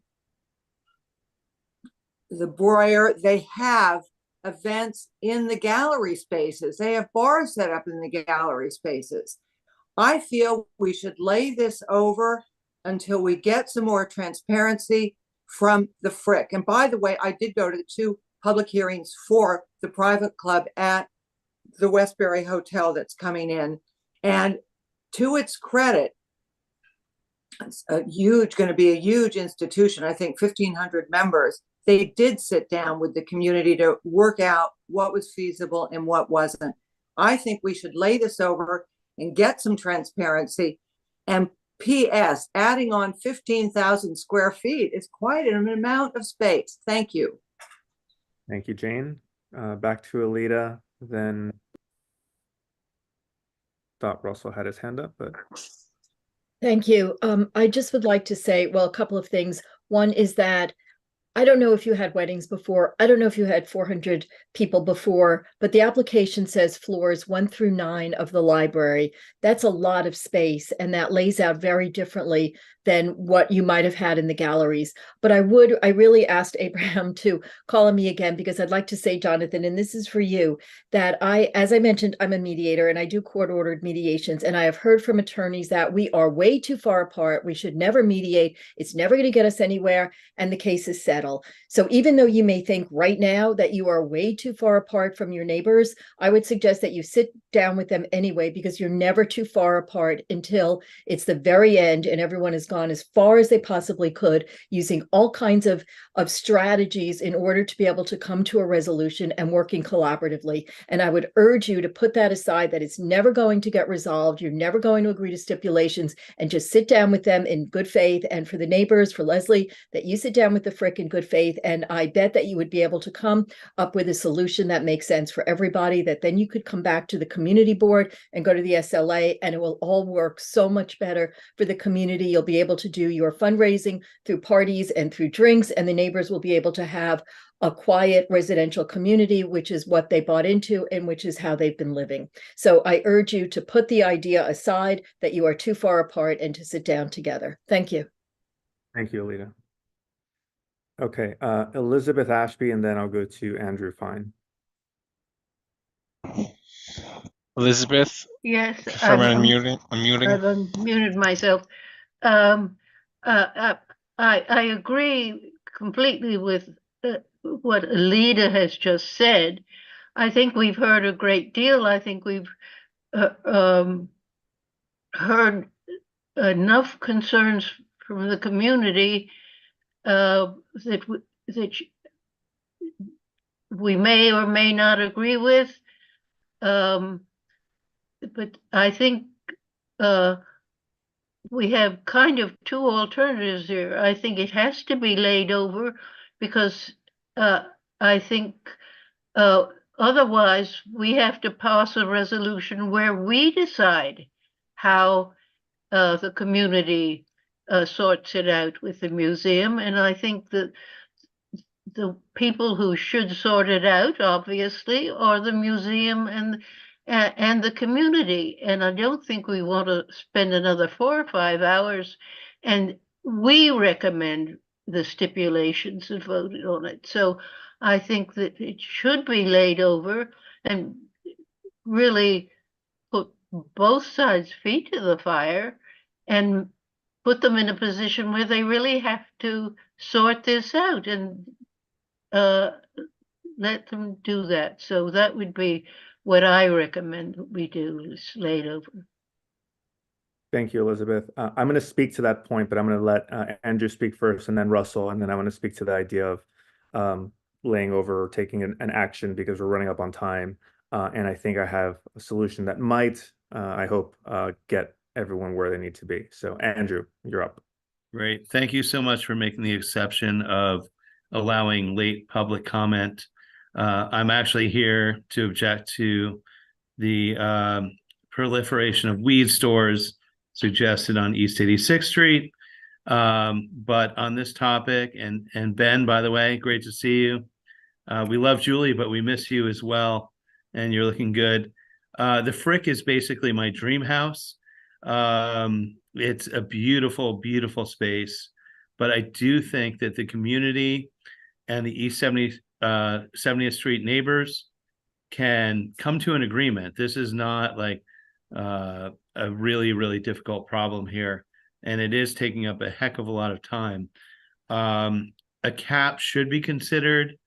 There's no reason that a compromise cannot be found between the 70th Street Association and the Frick.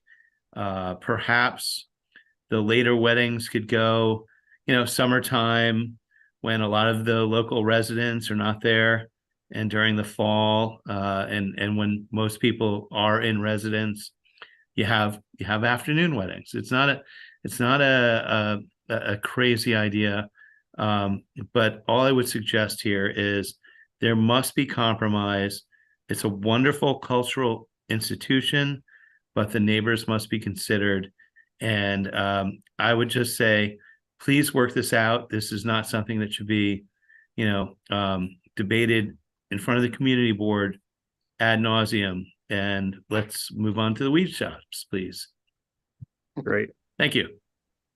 Thank you. Russell, our current chair. So thank you. So, I think, first of all, I want to say I do think that the conditions and stipulations that the Frick has mentioned that they would be willing to agree to seem very reasonable to me. I think personally, a cap on the number of events they can have, I don't think that's a reasonable thing to expect of any institution. I think the point that, basically the sort of operations of it aren't really going to be that different. And in particular, the sort of I think the kinds of events you're talking about, that's really not going to change. And it's not, this is not like a bar we're talking about. I mean, this is a very frankly high-end institution. And so I think the kinds of events that you're talking about having there are, number one, just of necessity, not a lot of places or just there's not a lot of people or whatever that are going to be able to do events there. So it's just sort of limited naturally. And it just doesn't seem to me that you're going to have more events now than you did before if it was possible to do events there in the past. All that having been said, I think it just does sound to me like there's still more sort of discussion to be had. And, I take the residents at their word that they are willing to sit down and really discuss reasonable stipulations, and that they're not going to hold the Frick to the same conditions that Annabelle's was held to. And what I would say, to the Frick is, I think I think we understand the concern that you have, and I don't know what Abraham's going to say in terms of timing, but it just seems to me that, understanding that, you never want to have to delay another month, I would say, and understanding a concern that, you don't want to be dragged into a process that is going to drag on indefinitely. I think for me personally, and hopefully the committee more broadly would feel the same way. If you're willing to sort of sit down and try again with the residents to potentially come up with something that's agreeable, I don't think we would expect you, and I certainly wouldn't expect you to do it past the next meeting, but just to give it until one more meeting, I think is not an unreasonable delay, and I think may ultimately yield some kind of a resolution. So I would say that, but just with the sort of, added point again, that our goal is not to sort of drag this out entirely or indefinitely, and that, we're sensitive to the concerns, and I think we would try and address those at the next meeting, but that it just does seem like there's more conversation to be had here. Thank you, Russell. Jonathan, response or thoughts on that? I wanted to hear what your proposal was first, and then I'm happy to respond. Okay. Well, Brian, I'll let my member of the public committee member Brian speak first, and then I'll say my proposal. Yeah, thank you. I mean, I think obviously subject to what Abraham's going to say, I think another month is certainly not the end of the world for this, but I would really encourage both sides to be a bit more realistic, I think, on this. And candidly, I would address that more to the neighborhood association in this circumstance. Having worked in museums in multiple locations in multiple states, a lot of what's being talked about here is frankly the modern reality of operating a large museum. And some of the events that are being discussed and some of the limitations of potentially, limiting weddings to a particular season based on timing are candidly not particularly reasonable and realistic. And so I think there's some wiggle room here, I think, with a month at most of discussions. There's an opportunity here, but yeah, if this was something I was being asked to vote on this evening, it's something I would probably vote in favor of, because these are not out of the world requests here. So I would hope that people would bear that in mind. Thank you. Okay, so with that said, I think that it's clear to me that there is benefit to be gained from another sit down between the Frick and the residents.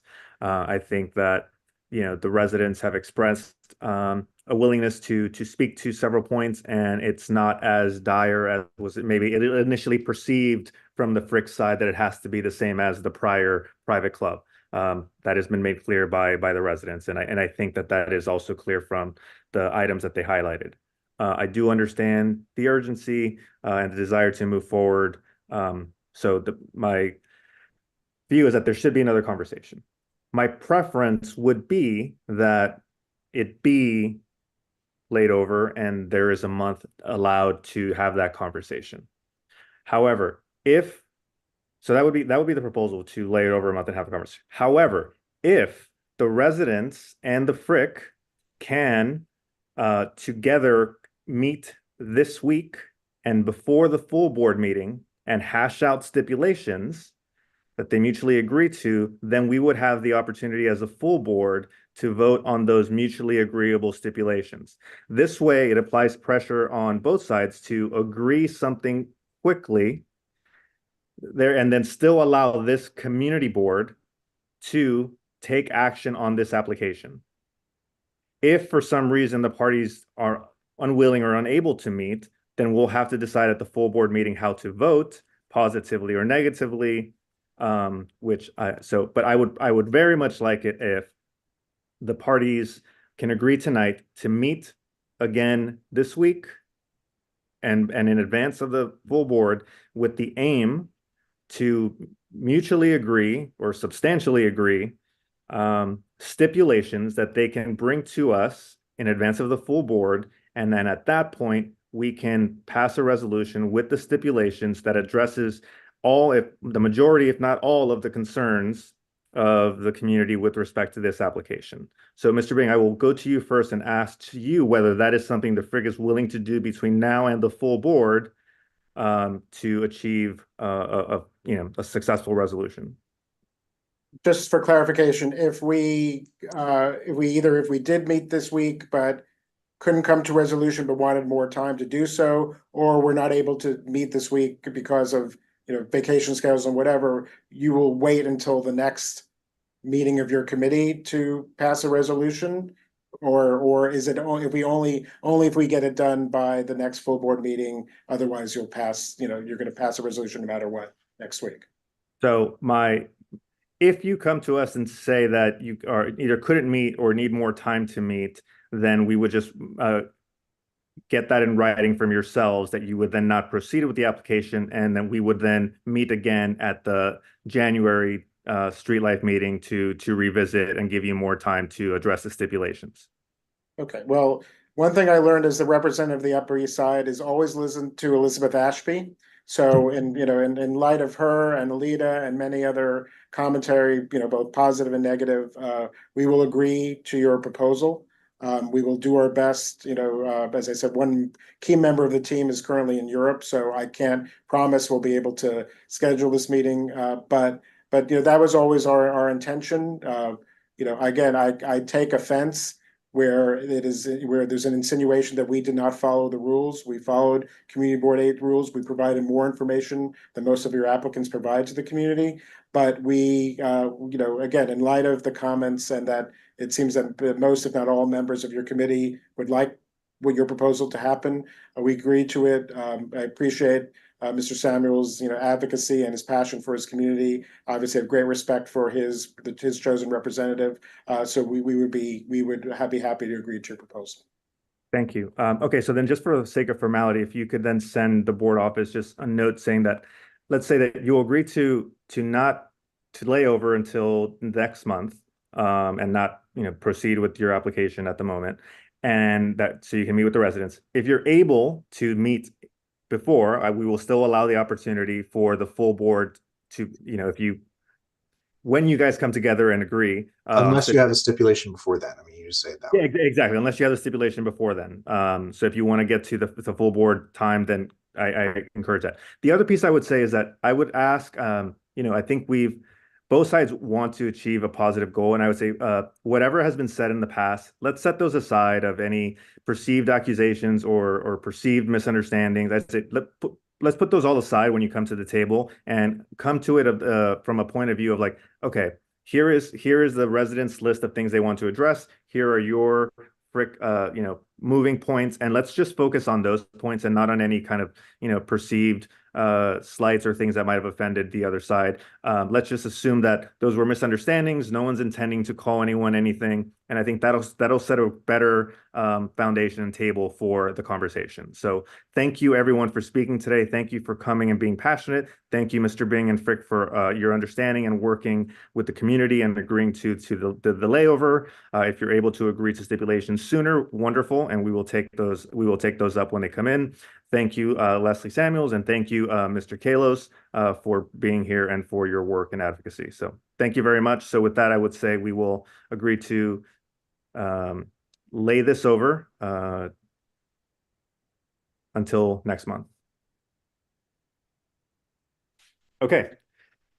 With that, back to our regularly scheduled program, and we will continue with our SLA applications. So the next item is item 1B, corner joint, 1496 Second Avenue. Do I have the representative or the applicant for item 1B as in boy? Abraham, I am looking for the representative. If you give me 1 second. I believe I see them. Just sending them a prompt to confirm unmuting. And then I think I lost someone. Hi there. Yep. Abraham, we lost Elizabeth Ashby. So by my count, we have 10 board members here. 10? 10. 11 with me. Okay. Okay, yes. Okay, great. Thank you. Let's go, Representative Harry. Yes. Hi. Yes. Hi. Welcome. Tell us your name. Tell us about the application, and happy to proceed. Thanks, Abraham. Harry Nathan Callahan here with Warren Callahan Maddox. We are here on behalf of Corner Joint LLC and its principal Massimo Lusardi. The restaurant is the former Quality Eats space located 1496 Second Avenue. It's between 77th and 78th. This is a previously licensed establishment. Like I said, it was Quality Eats. It's a restaurant. It's about 1,300 square feet. It had it was licensed, a full liquor license. I believe this board approved it, and the method of operation is exactly the same. This is a new American restaurant. Massimo has a lot of experience in the neighborhood. You guys probably know him pretty well. He has Uva next door. He has Keys and Heels. His father has been in the neighborhood with Lusardi's for a very long time, a number of decades. The family has been operating in this neighborhood, and Massimo wants to come in to this space. Again, the hours of operation are included in the questionnaire. It's 8 a.m. to 4 a.m. 7 nights a week. Obviously, they're not going to use all of those hours, but they'd like to maximize the amount of time they're able to open. There's 108 seats at tables, 22 seats at the bar. There's a ground floor bar and a cellar bar. They've executed the affidavit with respect to delivery bicycles and so on. All the information should be contained in the questionnaire. The notice posters are in there, diagrams, photos, and everything else, and also a sample menu. So I'll actually pass it on to Massimo so he can kind of speak to the neighborhood and the concept and what he wants to do here. Great, thank you. The name that I'm looking for in the Zoom? One more time. Lusardi, Massimo Lusardi. Okay. There's an M. Lusardi here. So go ahead and unmute. Hi, everyone. Can you hear me all right? Yes. Great. Hi, I'm Massimo Lusardi, and I'm with my father here, Mauro Lusardi. Thank you, Harry, for the introduction. I'm impressed at everyone's stamina after that first presentation, so I'll really try to be as brief as possible. That was about the length of 1.5 Steven Seagal movies. Well, like Harry had said, we're looking to bring a neighborhood American restaurant to the corner. Like my other places on the block, it will straddle the line between casual and elegant. It is very important for me to provide a restaurant that guests, and in particular the locals, can visit multiple times per week and have it be for a different reason each time. We're very proud and very flattered have been very well received for so long in the community, and we very much look forward to continuing to grow our relationship with the community. And I am happy to answer any questions anyone may have. But just to reiterate, it's a location that has been licensed for decades. Look, I'd like to say that, and I would hope this wouldn't need any convincing, that we're tried and true local operators that are very hands-on. This isn't a hedge fund that got a bunch of money and is looking to do a restaurant just for fun. The office that I'm communicating from is very different than the office of the prior applicant. I grew up on the block. This is literally next door to my father's first restaurant. He was born and raised in Italy, and I think it's quite a beautiful thing for something like this to come so full circle. And on top of that, there's no American restaurant on the block anymore. And I would hope that I'm an operator that has a track record of creating beautiful, comfortable rooms for the locals that they treat as an extension of their home. Great. Thank you very much. What type of, are you doing a type of work on the interior? I just want to confirm that it'll continue to be ADA compliant. Yeah, so we're grandfathering anything that's ADA related. You may not be familiar with that specific physical location, but there's no step up. The sidewalk is flat right to and the door is staying the same. So we're grandfathering all that. Great. Thank you very much. Are there any members of the public on this application before I go to my committee members? Okay, seeing none, I will go to Russell Squire, then Marco Tamayo. Motion to approve. Marco seconds. Okay. I'm happy to call a question. Anyone opposed calling the question? Nope, seeing none. Okay, great. Thumbs up. All right, so in that case, I'll go to the roll.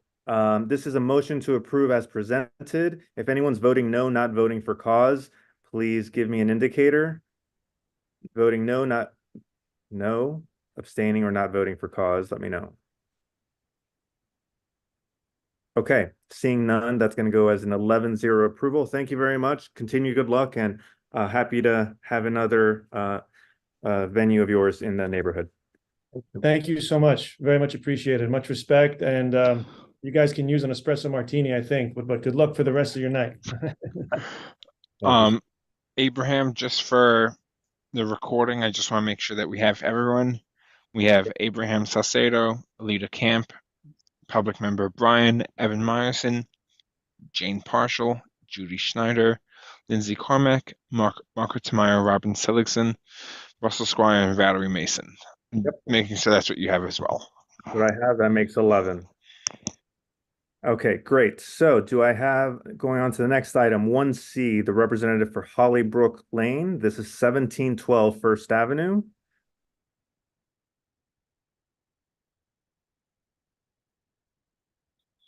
David, you should be seeing a prompt to confirm unmuting. Yeah. Got it. Can you hear me? Yes. Okay. Hi there. Tell me about your application.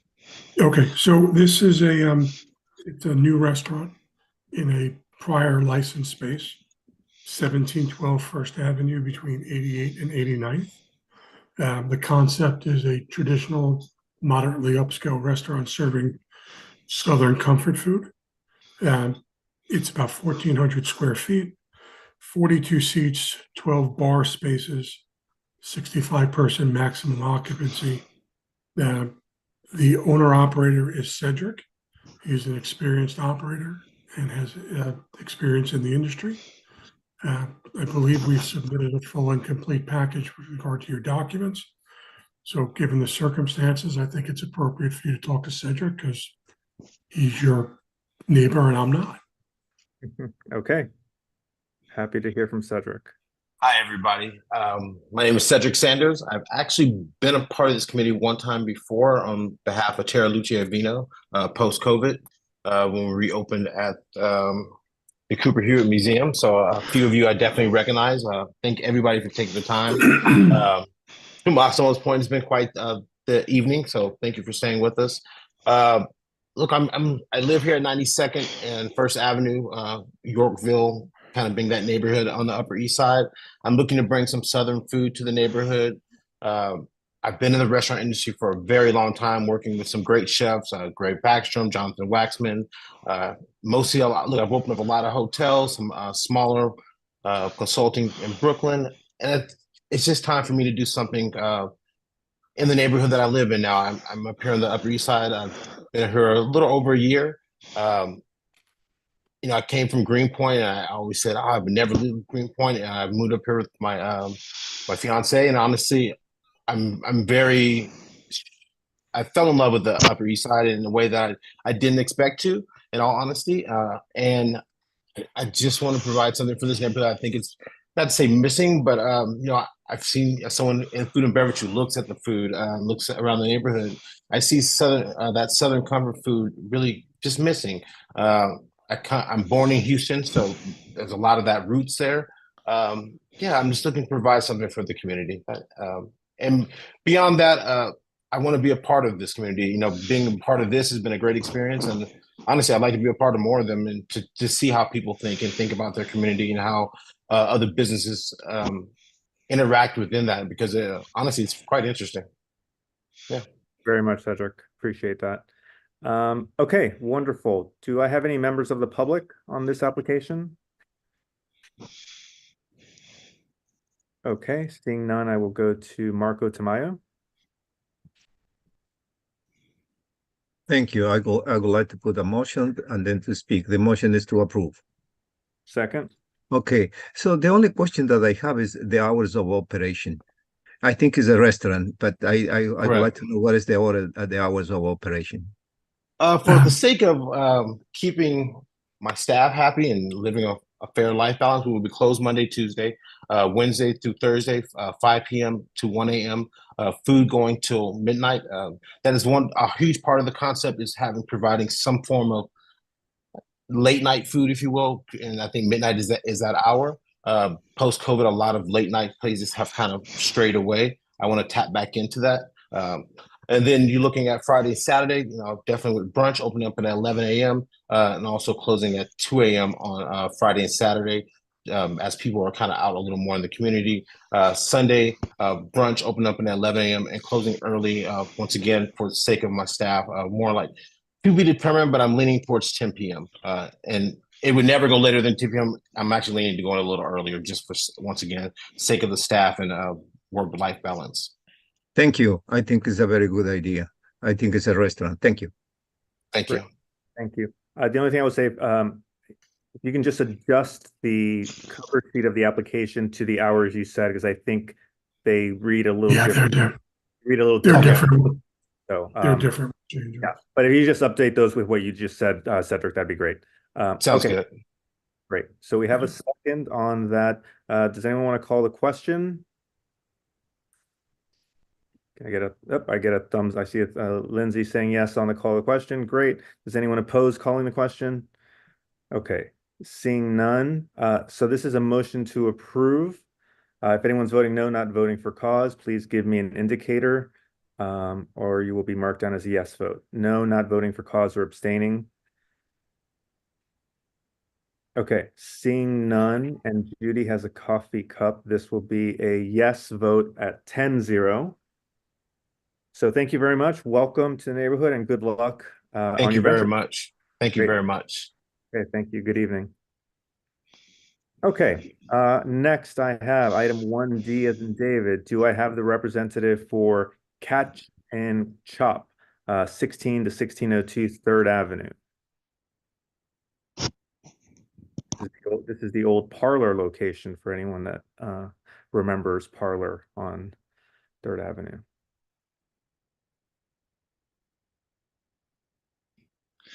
Abraham, I am looking for the representative. I've been communicating with Rosa.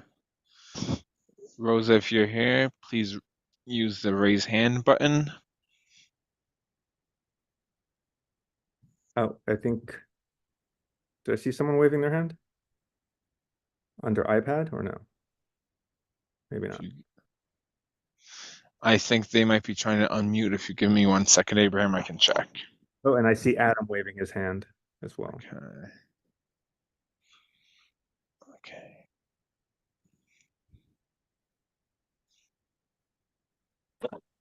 I think we did it. Can you hear me now? Yes, we can. Great. All right. Good evening, everybody. Good evening. Yes, I'm Adam Clayton Powell. Actually, pinch hitting for Rosa Ruiz because nobody can hit out of the park like she can. But it's good to be with some of you. I also represented not as much as Ben Kalos and Jonathan Bing, but I did represent a few blocks of Community Board 8 back in the day in the City Council and in the State Assembly. But anyway, I'm here to represent 1600 3rd Avenue Corp., which will do business as Catch and Shop. It is located at 1600 1602 3rd Avenue, which is the southwest corner of 90th Street. It's between 89th and 90th, but it's on the corner of 90th Street and 3rd Avenue. It's the old Parlor Steak and Fish, as somebody alluded to. It will be open from 11 a.m. for lunch to 2 a.m. It's 4,625 square feet with 31 tables. 75% of its revenues will be derived from food, only 25% from liquor. It will be a steakhouse, of course, with great seafood as well. And two partners, one of whom is supposed to be here with me, Mr. Amir Makulik, an experienced operator in the hospitality industry, and will be happy to answer any questions that you may have. Great. Thank you very much. Thank you. Do I have any members of the public? I also quickly want to, I do see Liam and Andrew Fine have, so I'll start with Liam as a member of the public. In the meantime, I'm going to try to share my screen if I can. Robert, do I have that ability? If you give me 1 second, Abraham, you should have it now. Thank you.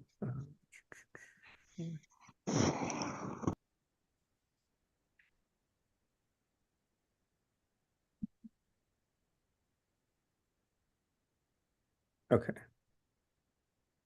So I'm just showing the outside of the venue for while Liam speaks to their point, I also just want to have a teachable moment here. So this is the front of Parlor that has an enclosed sidewalk cafe. So for any new committee members, when we start to revisit the outdoor dining, this is an enclosed sidewalk cafe as opposed to unenclosed, which would be on the sidewalk. And those are grandfathered in. So just sharing that moment for now. But Liam, go ahead.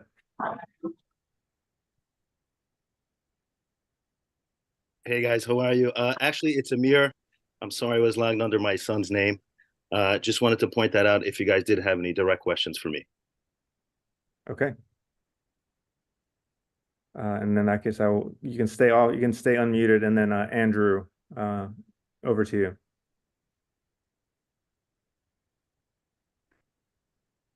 Thank you. I'd just say that anything remotely normal in that space that's been vacant for so long and been such an eyesore, I would welcome just about anything in that space, and a steakhouse would be terrific. We're looking very forward, and we know everyone's going to be excited when we do open. We're doing quite a bit of renovation inside, and it's going to be beautiful. Great. I look forward to that. As just as part of the renovations, it will be ADA compliant. Absolutely, yeah. Okay, so unless there's any other members of the public, I'll go to my fellow committee member Marco Tamayo. Thank you. I would like to put a motion. The motion is approved as presented. Thank you. Great, thank you. I see a second. Great. I'm going to call the question. Does anyone, can I get anyone opposed calling the question? Okay, seeing none. So this is a motion to approve as presented. If anyone's voting no, not voting for cause, give me a sign. Otherwise, you will go down as a yes vote. No, not voting for cause or abstaining. Seeing none, I see Judy still has her coffee mug up. So this will be a 10-0 approval. Thank you, good luck, and we look forward to your new establishment in that lovely space. Thank you again. Great. Okay, moving along to item 1E as in Edward. Do I have the representative for NTH Corp. DBA pending 1378 Lexington? Yes. Hi, Anthony, welcome. good evening, everybody. My name is Anthony Caraballo, Chairperson Salcedo, gracious committee members volunteering your time. This is a beer and wine license application. I am joined by Artan Hidrick. He's the applicant. The location is 1378 Lexington Avenue. You may know it as the old Giuliano's. It was there for basically 31 years, recently closed, so there's been an establishment. My client has extensive experience in the restaurant industry. The hours of operation will be 7 a.m. to 12 a.m., 7 days. Fairly small operation with 15 tables, 40 seats, a small bar with 7 seats. Again, this is only beer and wine, focusing on pastries and paninis and cafe. And the DBA will be La Babaniera. So we'd be glad to, it's been a long night for you guys, so we'd be glad to answer any questions. Hopefully we could move your night along with a simple beer and wine. I think so. Are there any members of the public for this item? Okay, seeing none, I'll go to Marco. Thank you. I would like to put a motion, and the motion is to approve as presented. Thank you. Great, you have several seconds. Okay, then I will call a question. Does anyone oppose calling the question? Okay, seeing none, we'll go to the roll. So this is a motion to approve as presented. If you're voting no, not voting for cause or abstaining, let me know. Okay, seeing none, this will go down as an 11-0 approval because Judy's down. Thank you. Great, thank you very much and good luck to you and welcome. Happy holidays. Thank you so much. Have a good evening. Okay, do I have 1F? This is, okay, so we have MSK for the next 3, F, G, and H. Do we have the representative for MSK? Yes, Bill Dorn. Hi. Hey, Abraham. Hey, everyone. My name is Phil Dorn, attorney, Pizetsky and Bookman. I should have with me Lauren Irby and Craig Coford of Memorial Sloan Kettering. I see them on this meeting, so I'll get started. As Abraham just mentioned, we're here before you tonight basically for 3 similar but separate applications, basically because of a silly legal procedure. Due to some corporate restructuring, Memorial Sloan Kettering has to basically file new catering license applications for the existing spaces within the hospitals. These spaces have had catering license for many years now and are used solely for fundraising events or other Sloan Kettering social events when necessary. We would hope that the name and reputation of Memorial Sloan Kettering would allow us the benefit of the doubt.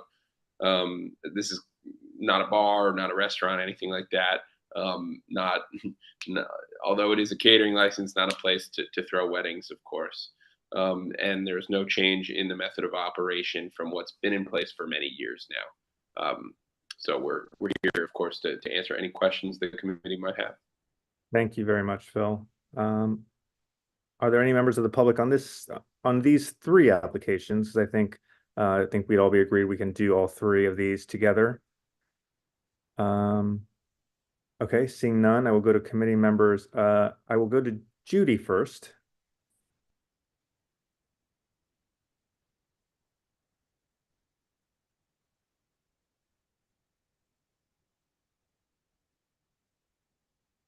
Move to approve.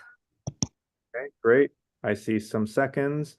Okay. I will say, let's call the question. I'm calling the question on all 3, unless anyone objects. These are all 3 MSKs. to approvals as presented. So I will go to the roll. If anyone's voting no, not voting for cause, or abstaining on these three, let me know. Voting no, not voting for cause, or abstaining, let me know. Okay, seeing none, that will go. Approval. Abraham Marker has his hand up. I'm not sure if that's just a second or if that's a. Okay, unmute Marco. It was a second. That's it. Thank you. Okay, great.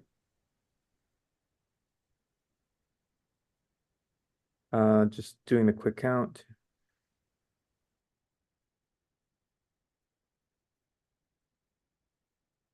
Okay, 11-0 still. Thank you very much on that. And always good to have you. Thank you so much.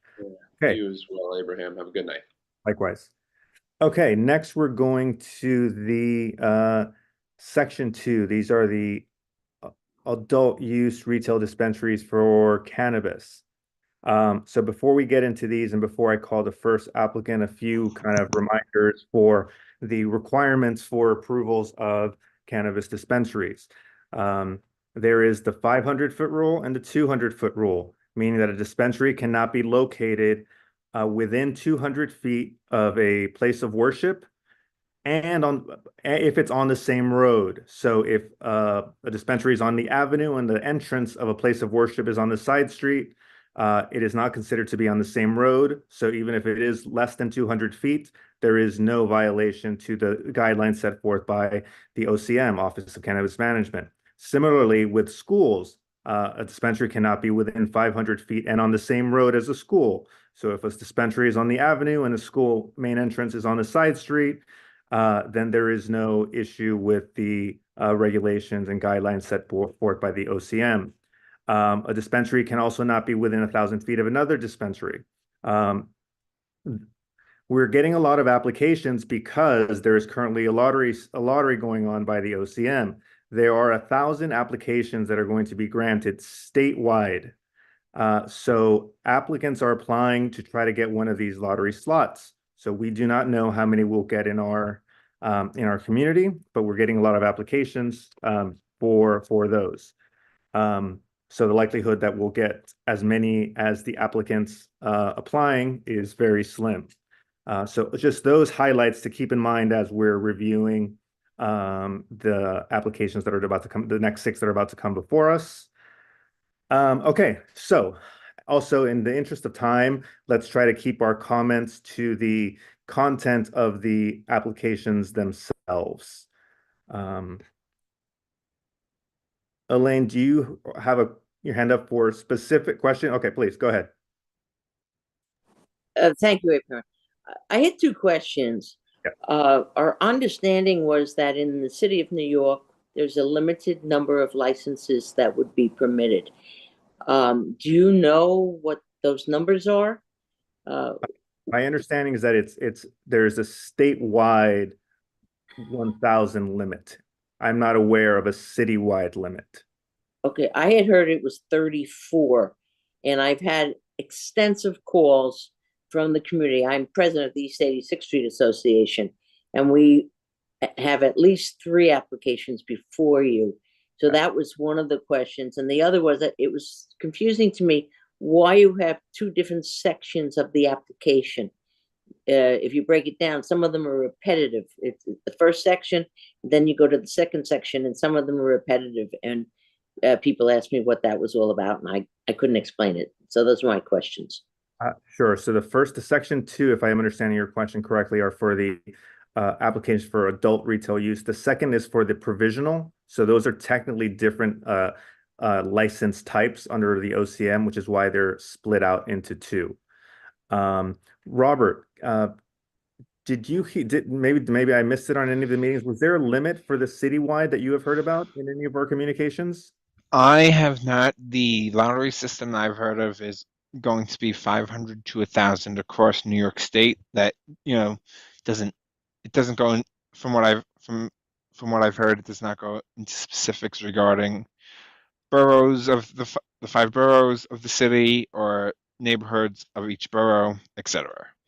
Okay. That's what I thought, because I know we had a recent call with OCM and they did not mention anything about that. So as far as we've heard and as far as we've seen published on the OCM guidance and websites and all of the FAQs and that, I've not seen any official specificity about any locality beyond the 500 to 1,000 statewide. Okay, and the other question we had was on enforcement.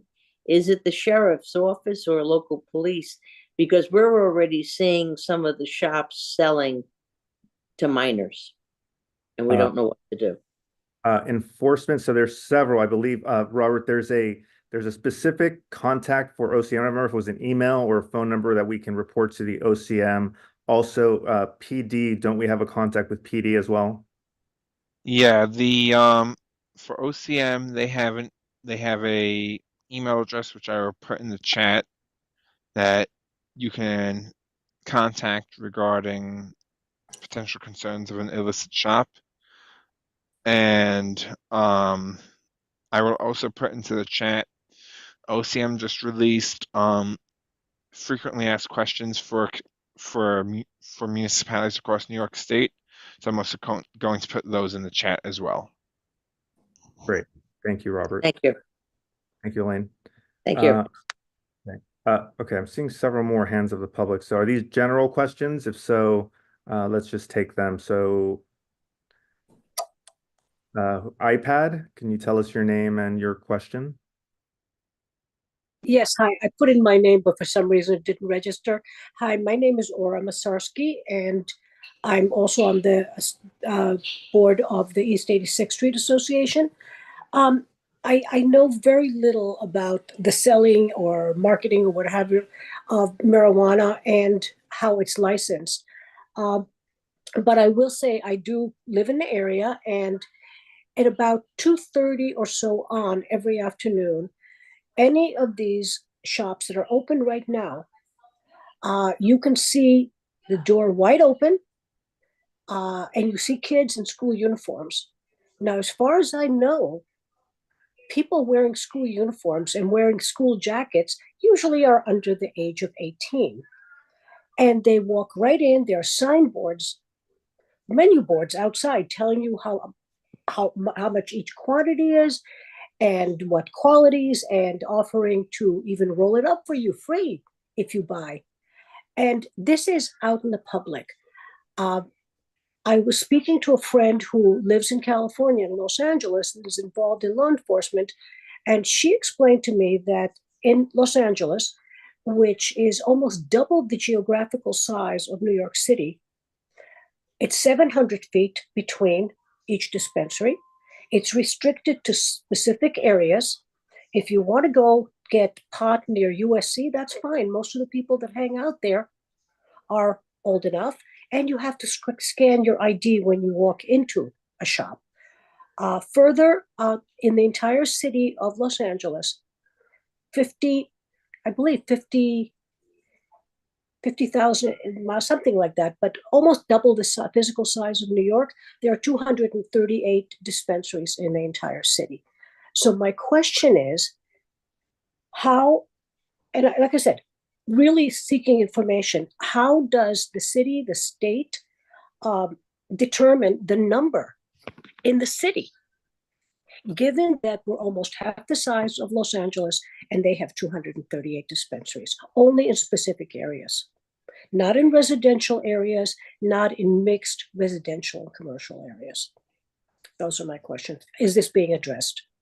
Okay, so one, the first point about the establishments where you're seeing students or in school uniforms go, those are not the licensed cannabis dispensaries that we are dealing with here. Those are either retail establishments that sell CBD and might also be illegally selling cannabis. So these are illegal shops that we're trying to get further enforcement so that those are not operating as they are, because for the cannabis locations that are getting licenses under OCM, they are restricted in the type of marketing, labeling, the window displays. Actually, they can't have window displays. They're frosted glass windows. So all of those locations that are going to be licensed, and I say going to be because we don't have them yet, are subject to very strict criteria by the Office of Cannabis Management.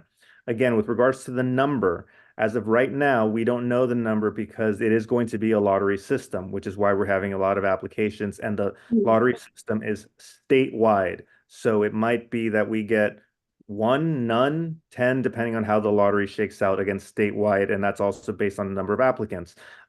Applicants can, I believe, apply to up to have three applications going at a time. So it is very uncertain as to how many we will have in the city, let alone in our district. So I cannot give more specificity about that. In terms of the proximity, the regulations state that no dispensary will be allowed to be within 1,000 feet of another dispensary. So say one dispensary in our neighborhood wins the lottery, and then another one the name is pulled out of a hat, but that location is within 1,000 feet, then that location will not get the license. So they'll have to move on to the next lottery winner. So that is the 1,000-foot rule, which will apply when the lottery is completed. And Abraham, the 1,000-foot rule between dispensaries, it's also for medicinal dispensaries as well, not just recreational dispensaries.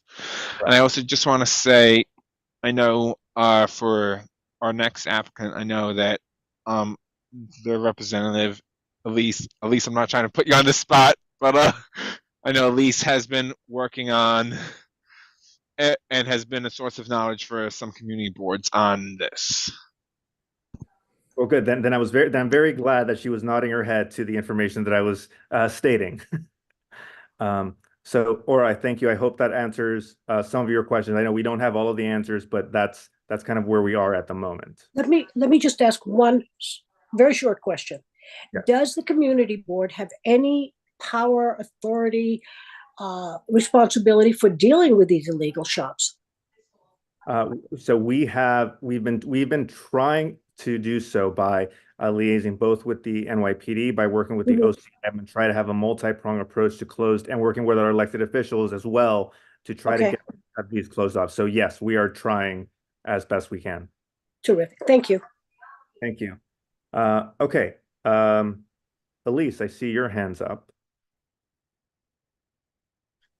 Hi, Abraham and Robert and Community Board 8. Thank you so much for having us. I actually was hoping to address some of these comments before Weidish actually does present, just to kind of give a background on where we are currently with cannabis retail dispensaries, because a lot has actually changed just in the last week or so. So Abraham was talking about this lottery system, right? And I think a lot of the people who have come before you in previous community boards have been part of what we call the general application window. And so that general application window is currently happening right now. And everybody had to submit all these notices to municipalities. Now there's this other subset group that's actually been approved.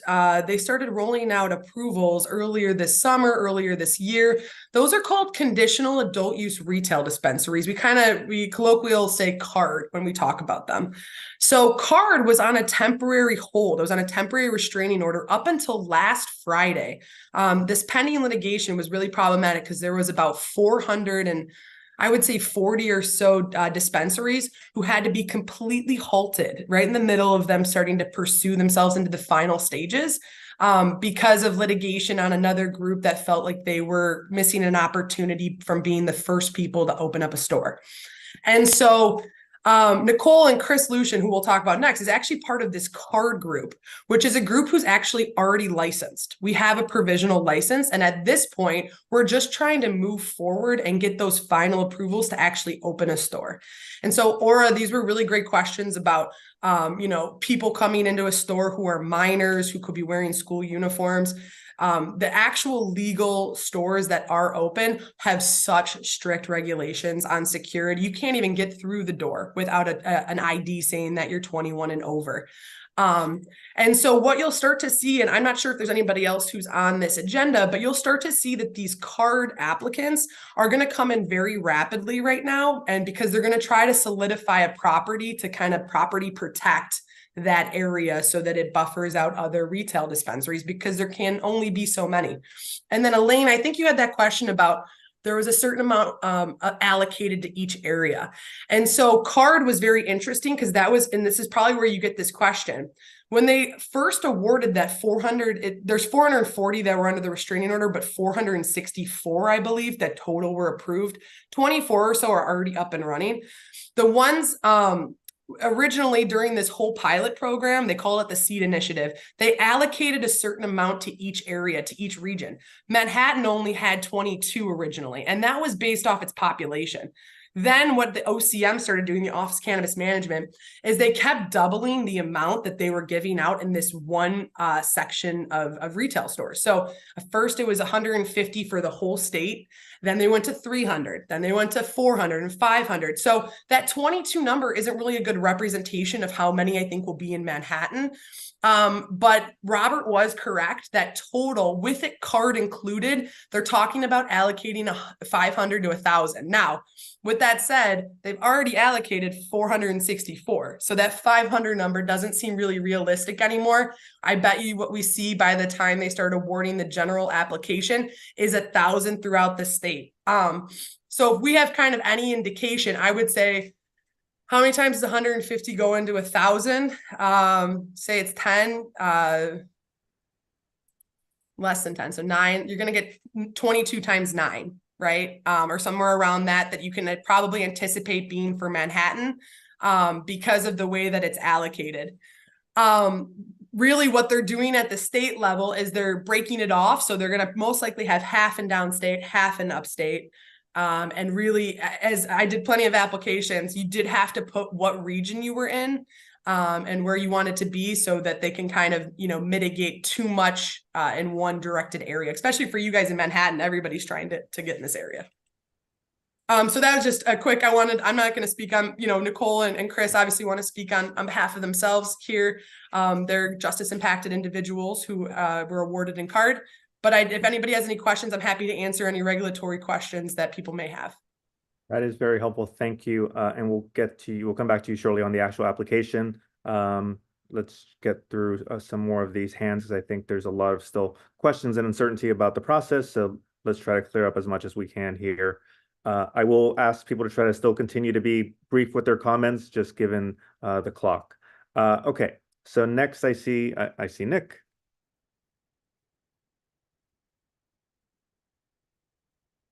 Abraham, I think they are with the applicant, right? Okay. Yes, Okay, we are. great. All right, so I will come back to you with the applicant. Lindsay? Hi, I just wanted to point Aura to the chat. There is an incident report form that you can fill out for OCM, and that seems to be like the best way if everyone can funnel if you see a violation of young people going into a store or anything that you think is a foul of the law. And anything that you're seeing on the Upper East Side right now is not a licensed dispensary. We don't have any operating licensed dispensaries on the Upper East Side right now. So any activity that you're seeing that is like that can be reported to this. And then I also wanted to echo what Abraham was saying. These meetings are going to go late, and I don't want it to just be like, we don't want weed, we do want weed, and instead try to keep it to the applicants that we have right now and try to figure out how we can do this in a way that's fair to both everyone on the board, everyone in the community, and everyone who's applying. Thank you very much. Okay, Andrew, Peter, Diane, and then we will go to the applications. We have 6 applications, so Great. Thank you, Abraham. I am somebody who is not justice impacted because I decided to obey the law the first 56 years of my life. I don't think that we need 3 weed shops on East 86th Street. But my most important question is 221 East 86th Street, which I believe is Best Buds. It's been operating illegally on Aura's block. Are we going to further reward these justice impacted people that have ignored the new law and decided to just sell weed just for the hell of it, and to children? Is the 221 East 86th Street application to the business that operates right now as Best Buds?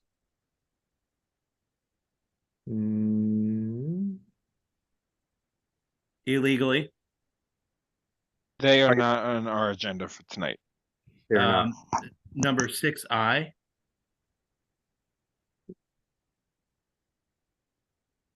Six Great. eyes a layover as of right now. So that was the address and the business that is now operating illegally as Best Buds. They're laying over to another time. And that may not I mean, it could be the same, but you do have applications for locations. Are they considered justice impacted if they continue to disobey the law even in the current day? Is that justice impacted? I do not know. I'm sure Elise can speak to that. Okay, thank you. I'm not justice impacted, for the record. There we go. Hi, Angie. Thanks. Those are great points. So, just to kind of touch base on, we're in this very odd situation. This is not in relation to Weedish at all, but we are over consumed with illicit stores right now that are pretending to be legalized stores. And the Office of Cannabis Management has made it very clear that if you are operating an illicit store, a brick and mortar currently right now that is not legalized, you shouldn't even try to apply in the application window. They know who you are. They're trying to shut them down.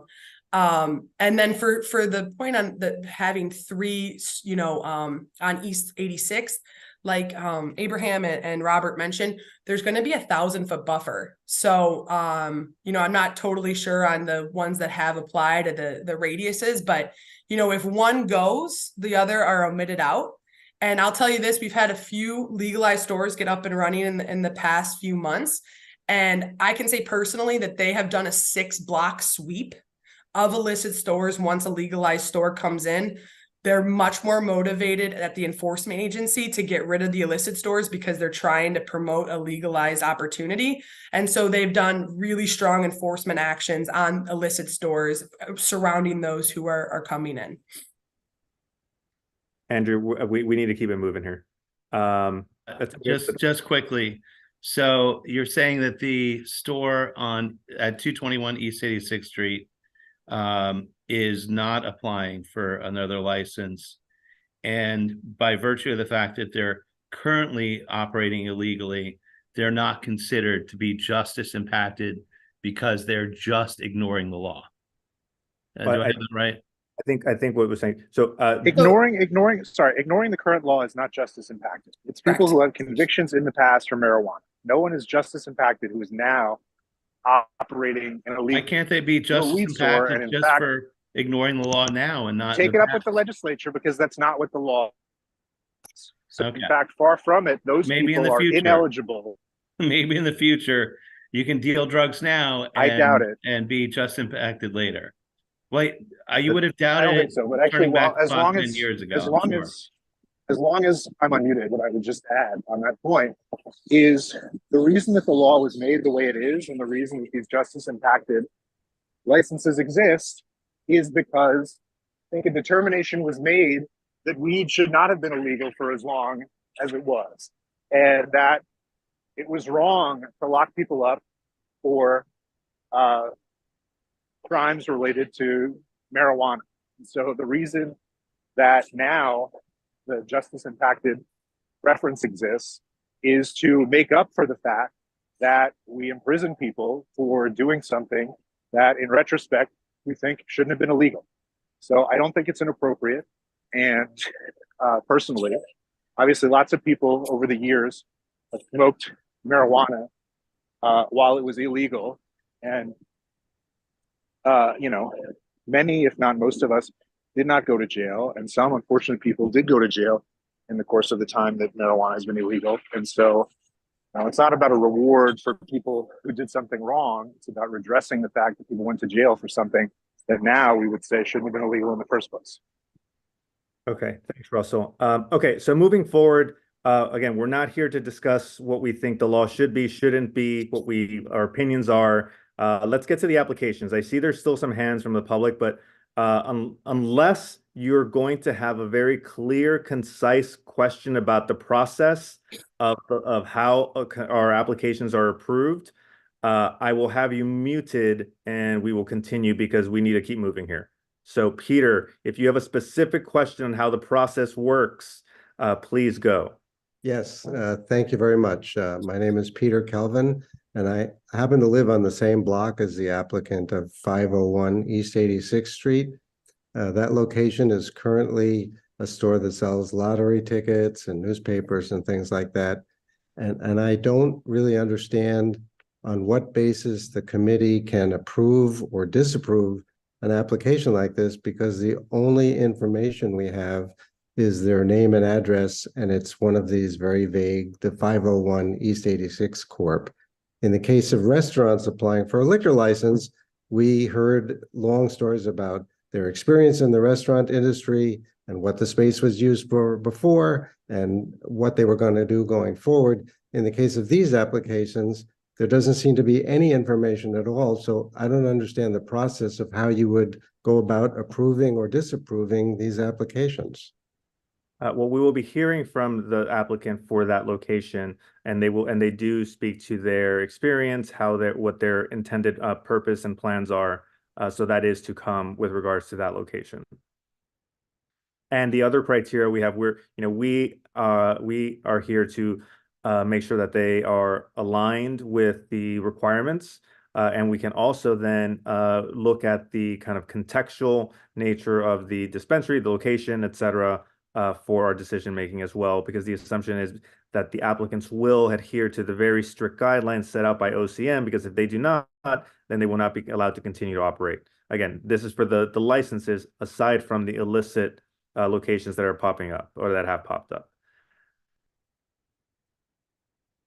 Okay, so I'm seeing more hands of the public come up. I need to move on with the agenda, so I'm not going to take them. I'm going to start with the applications. If there's questions about the specific application, questions can be asked when I ask for input from the public on the applications.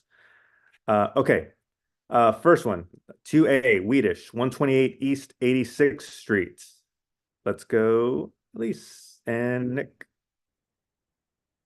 Thanks, Abraham. I'm actually going to let Nicole kind of introduce herself, and as she's the applicant, I'm just here as backup. Perfect, thank you. Thank you, Elise, and thank you, Abraham, and hello and good evening, Community Board 8. It's with great pleasure that we're here this evening to introduce ourselves. So we're Nicole and Christopher Lucien. We're the owners of Weedish LLC. And as Elise mentioned, we have active card license number 801. We're on a mission to bring positive change to Community Board 8 with a retail dispensary located at 128 East 86th Street. As a minority and woman-owned business, we bring a fresh perspective to the industry and a wealth of experience that we hope will elevate the business landscape. Just a little bit about us very quickly. My husband, Christopher Lucien, is currently employed as a facilities director with a domestic violence shelter located in New York City. He does have a qualifying marijuana conviction in 2006, which does qualify us as justice impacted applicants. However, since then, Christopher has made a fresh start. He's amassed over 17 years of managerial work experience across several industries, including sales and hospitality, fine dining, construction, and transportation. And we are thankful to say that there have not been any subsequent legal involvement since that qualifying conviction in 2006. Myself, Nicole Lucien, I'm currently employed as a software engineer for a global medical manufacturing company. Prior to working in the technology industry, I spent over a decade as a public school special education teacher within the New York City public school system. In addition, I have managerial experience at a number of notable large organizations, including Twitter, as well as most recently the New York Yankees. We have been married since 2011, and we reside in Upper Manhattan with our 2 children. And our proposed retail cannabis dispensary, we align it with the values of social equity, diversity, and community development. As previously mentioned, we intend to follow all regulations in regards to retail operations, marketing, and advertising. Our hope is to integrate seamlessly with the prominent retail neighborhood at 86th Street in Lexington. And we would like to offer lab-tested certified products to consumers in a safe environment. This has not been an overnight journey for us. As social equity applicants, we initially submitted our license application to the Office of Cannabis Management in September of 2022, and we were awarded our license in July of 2023. However, our preparation has been long before that. As Elise previously mentioned, we have our process has been halted due to the injunction that was just lifted this past Friday. And so that since it's been lifted, we are now prioritized licensees. And so we are happy to come before you with our secured location at 128th 128 East 86th Street. And we're just seeking your support and your partnership in realizing our vision.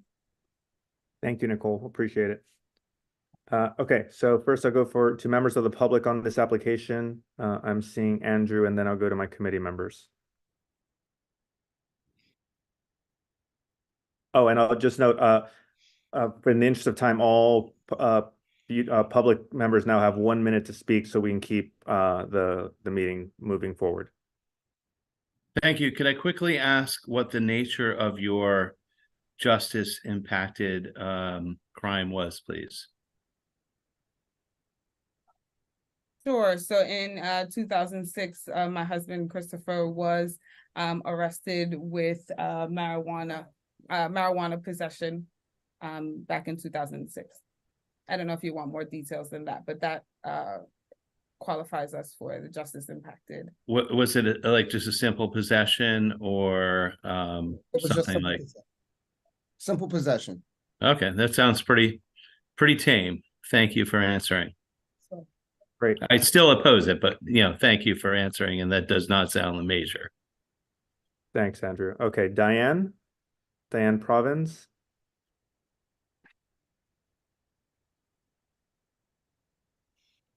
Okay, took a while to unmute. Thank you for allowing me to speak. I live at 525 East 86th Street, and I guess my comment is in general to the East 86th Street situation. If you pull up a map of schools in the area, there are approximately, I'm looking at the map right now, more than 10 schools. Several of them are in close proximity to these locations. Most of the kids who are in junior high age group walk down East 86th Street. I have a grandson who is 19. He has no trouble getting a false ID to get into any of the locations that would either sell pot or any of the bars. So I think we have an obligation to take a look at where these stores are going. I'm mostly concerned about the ones on East 86th Street because this is, whoops, my timer went out. Thank you very much. Okay. That's it. That's my concern. Thank you so much. Okay, do I have any committee members that? Lindsay. I think I'd like to make a motion to approve, and if seconded, speak to it. I'm happy to second. Okay. Rob also seconds. I wanted to say that I hear and understand the concerns of the community members who note that there's schools around here. Prior to the meeting, we all the board members had access to the Liquor Authority mapping software that lets us see online and do radiuses that are in accordance with the laws that we have here. And though this application is close to the Ramaz school, it is not within 200 feet and on the same road of it. And so we've looked at this. We understand that there's going to be proximity to schools, but this seems to be something that's just part of what it is to be in an urban environment. And if we could just quickly add, as the applicants, we've also done our due diligence to make sure that we are within regulation in terms of school distance. We are also parents as well. So we share the same concerns. We have an 18-year-old high school senior and understand the concerns of everyone presented here in terms of access. And as business owners following regulations, there's multiple ID checkpoints within a licensed retail dispensary. So not only at the door do we plan to employ electronic ID checkers, but also at the point of sale and multiple points throughout the sale process is the ID rechecked. So, you know, we completely understand the concerns of parents and you know, we're going to abide by all of the regulations in terms of ensuring that we are not advertising to minors or children, and that we are fully checking all IDs as much as possible. And I'd just like to kind of add on to that. Nicole and Chris, if I would say we're hypersensitive to this issue. We originally were submitted for 2 other locations previously.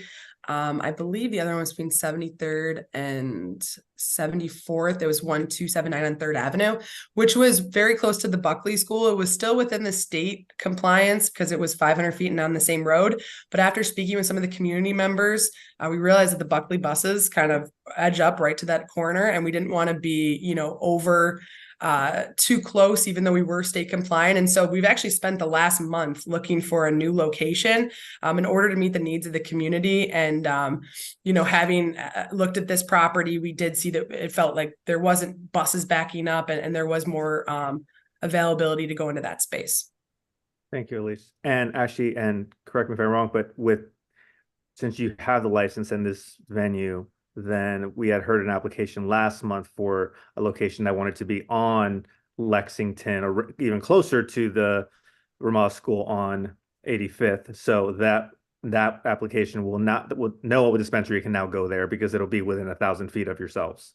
Correct. So now at this point, given that more likely than not, I mean, we have to get final confirmation, we will have property protection on this address. So now 1,000-foot radius buffer will be implied on that area, and no stores, even if we're approved by Community Board 8, will go in within that space. Yeah, great, thank you. Okay, Marco. Abraham, I just want to tell Elise and Nicole and all of our applicants that you guys can stay unmuted rather than me having to send you a prompt to unmute just that way. I'm definitely guilty of that. I've done it about 15 times, so that's my fault. Sorry about that, Robert. Okay, Marco. So just so Lindsay has a motion to approve, which has been seconded. Marco, you're up. Thank you. The motion is in the floor. I understand very well. So the issue, what I perceive is the lady, the applicant, she says so extremely careful, and the husband was caught with marijuana. Well, what's going on right there? What is telling right there what's going on. I think it's wrong. So she offered excellent technology, but the husband went in a different direction in their life, even though they should be a bit more careful.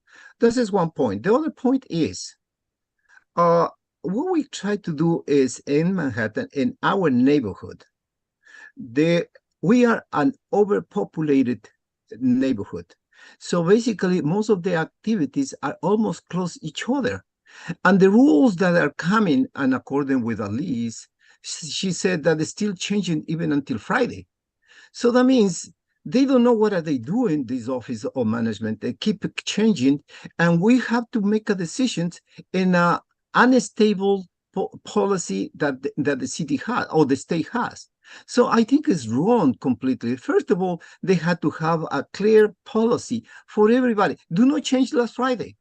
It should be established clearly so everybody can understand and follow the rules. But how are we going to follow the rules if the attorney of these applicants knows more than everybody else?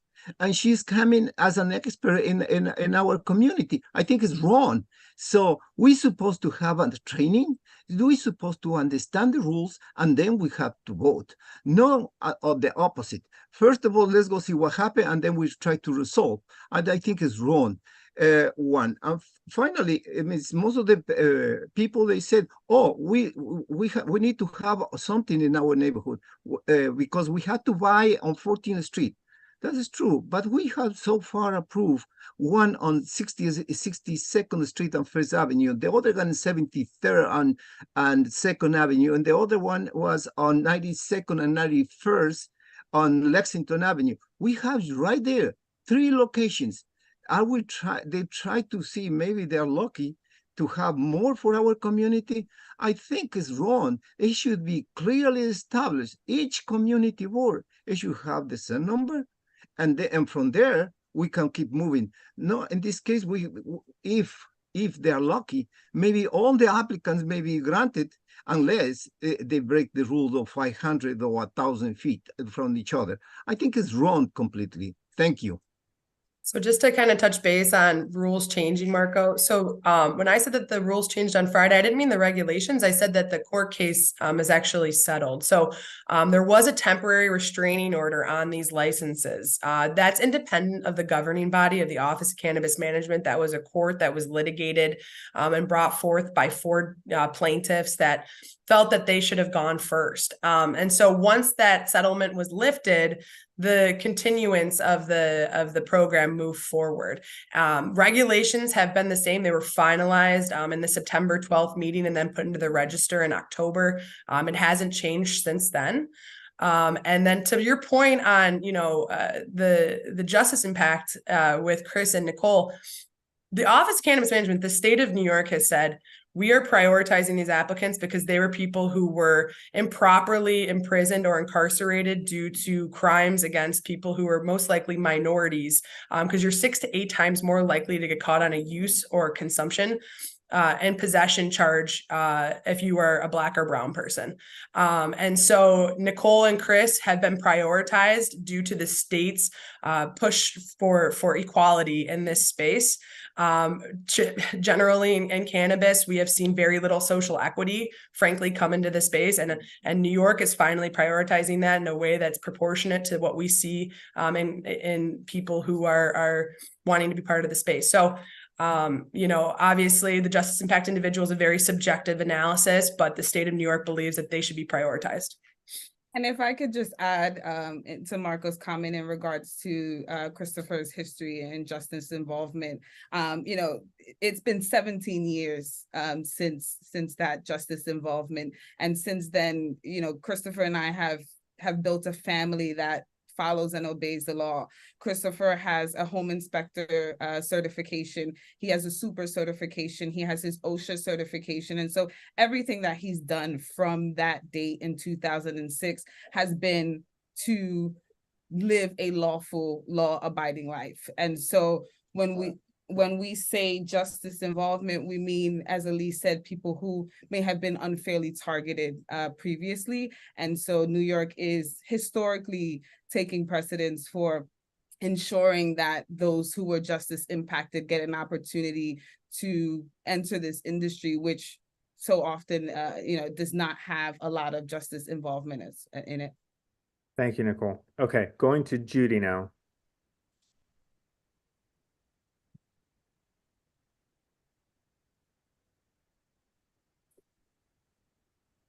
I'd like to make a motion, and if it's seconded, to speak to approve this application. Judy, there is a motion on the floor from Lindsay to approve. You're welcome to call. I'm sorry, I missed that. Then my question is to Elise. Elise, you said that they already have a license. Correct. Yes, they do have a provisional. I missed something along the way. What does it mean that they have a license? They still have to be part of that group that gets picked out of the 1,000 people from New York State? Oh, no, Judy. So there was a group that went first. They applied last year in September, and there's been a rollout that was happening all this past year in 2023. It was halted in August from a restraining order. And so now that restraining order was lifted with the court. So there's actually 460 something, what we call conditional adult use retail dispensaries that are actually in play right now. They're mostly provisional licenses, which means that they haven't acquired their, they're trying to acquire their property and get municipal approval to get their final store open. But then there's that second group that we were talking about with 1,000, which I actually think CARD is going to take half of those away now, because originally that number was discussed when CARD was still under that lawsuit. That just applied this past month, so almost a year or more than a year later, and we won't mostly see those get approved until, I would say, at earliest early January. So if I understood what you just said correctly, if we approve this and the community board approves this at the full board, then they they have a license, they can get, and if they sign a lease agreement with the store owner, then they can just legally open up a store. Is that correct? Yes, and they have a lease currently that's already been signed with the landlord. They've already discussed those terms. So They could be a legal licensed place to operate in our community. yes. Thank you. Thank you. Okay, sticking with committee members, Brian, and then Russell.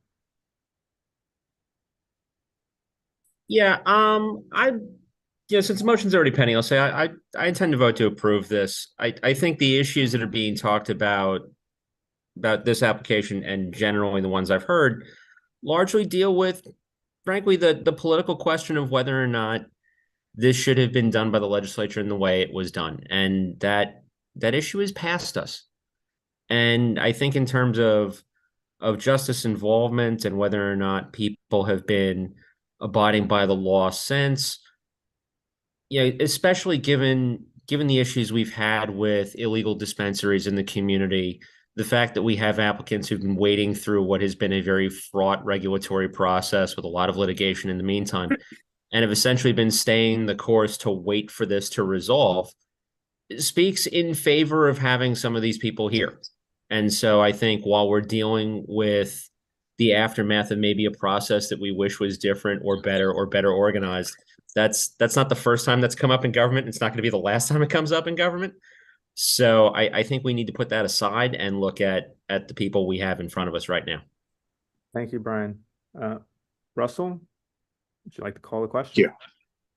Sorry, I was just going to say, actually, I don't think that part of this problem, basically to echo and go further than what Brian said, I don't think part of this process for us should be interrogating court applicants about what they did that makes them eligible to be court applicants. I think like these are folks who have paid their debts to society for nonviolent marijuana offenses, and to me that's sufficient. I don't think we need more detail than that, and I think in the interest of time we shouldn't delve further into it than that, but I also just don't think we should do it because I don't really think it's constructive or right to subject the applicants to that. And so I think unfortunately I can't call the question having said that, but that's I think hopefully how we can proceed going forward. Thanks, Russell. I mean, I think being a card applicant, an applicant can choose to not answer the question. I think we shouldn't pry, but I think it is also fair to inquire what the actual offense was. But that's just my opinion, and people can take that as it was. So, do I have anyone that wants to call the question? Judy. Call the question. Great. Does anyone oppose calling the question? Okay, good. Seeing none. This is a motion to approve. If anyone's voting no, not voting for cause, please give me a sign. No, not voting for cause, or abstaining. And Abraham, I just want to make sure that you're aware that we lost Alita from the meeting. Yes.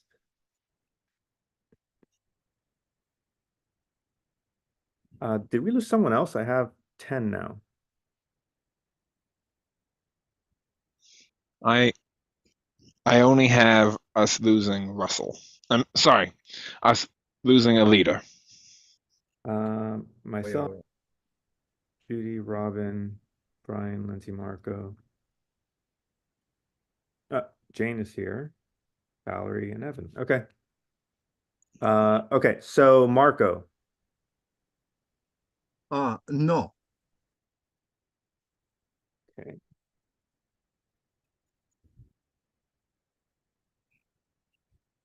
I'm abstaining. Valerie's abstaining. Okay, Jane. No.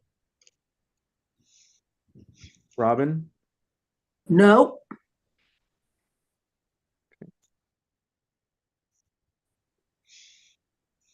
Okay,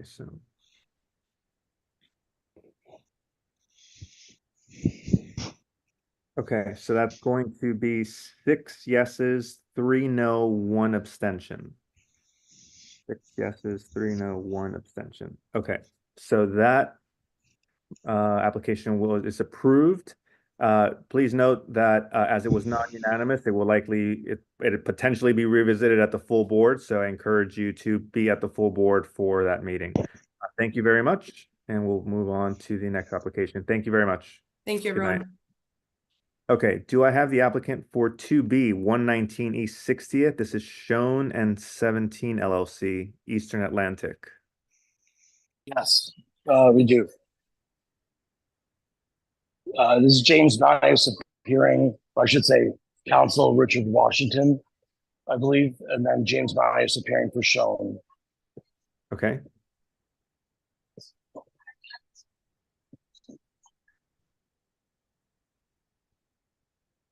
Would you like our attorneys to begin, or for me to begin? Either or. Just tell us about your application, and we can get started.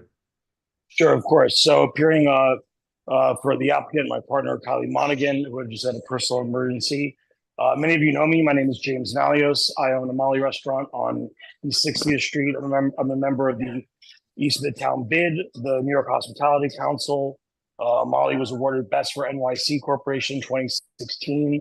I'm a board member of the High School of Art and Design. I live in the neighborhood. I live in this district. My children went to Christ Church and go to school on the Upper East Side.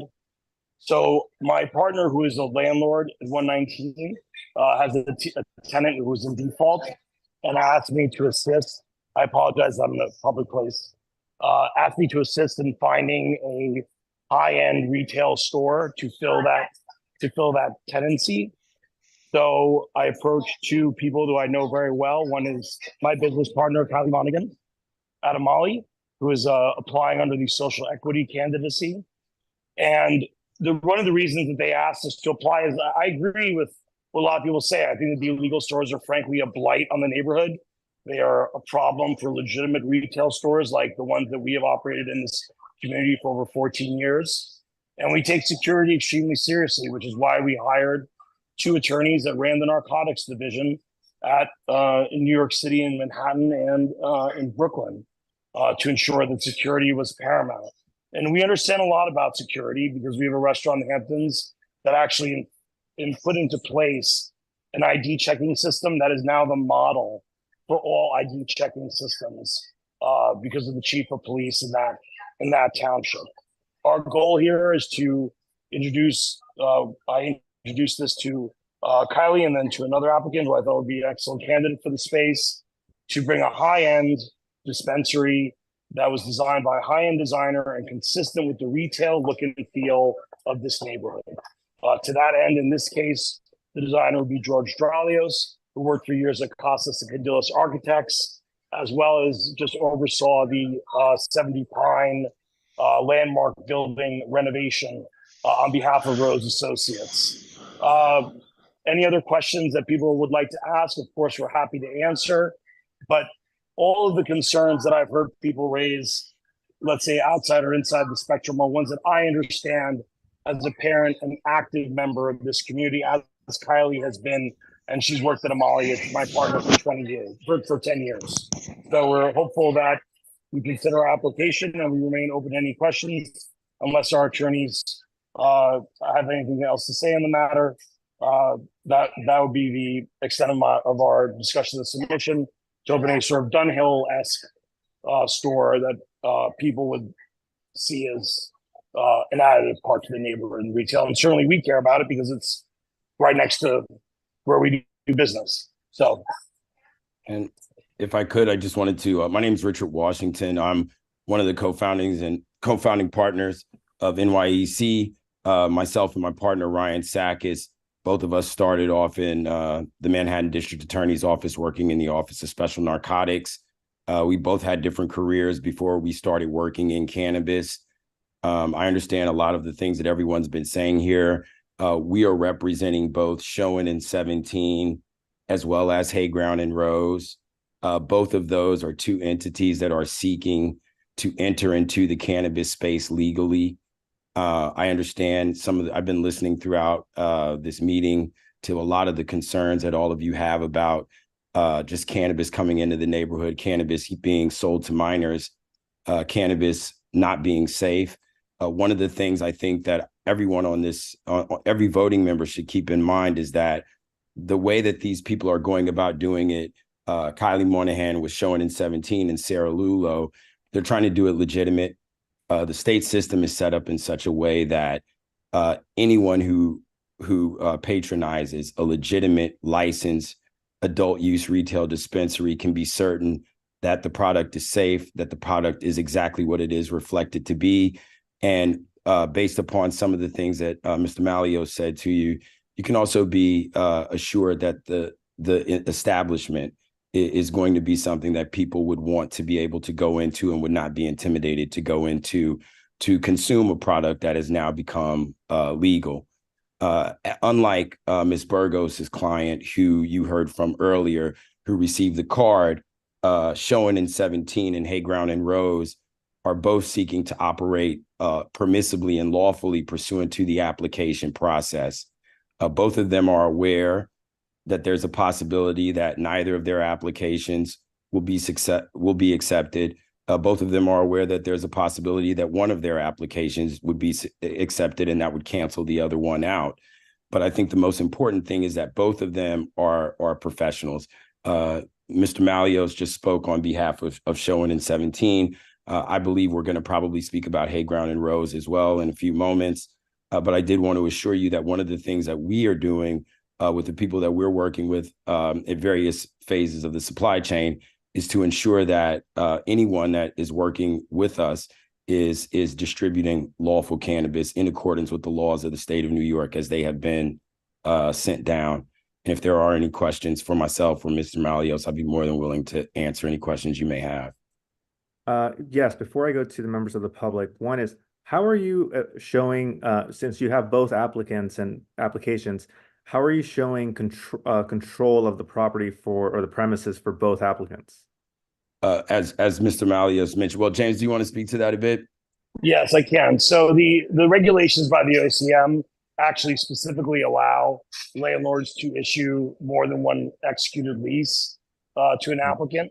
In this case, the landlord is aware, and it is in the lease, that if one applicant does not receive the license, that the other lease would then be voided as a contingency. It was the landlord's concern that, that the neighborhood street be kept in a strong retail presence.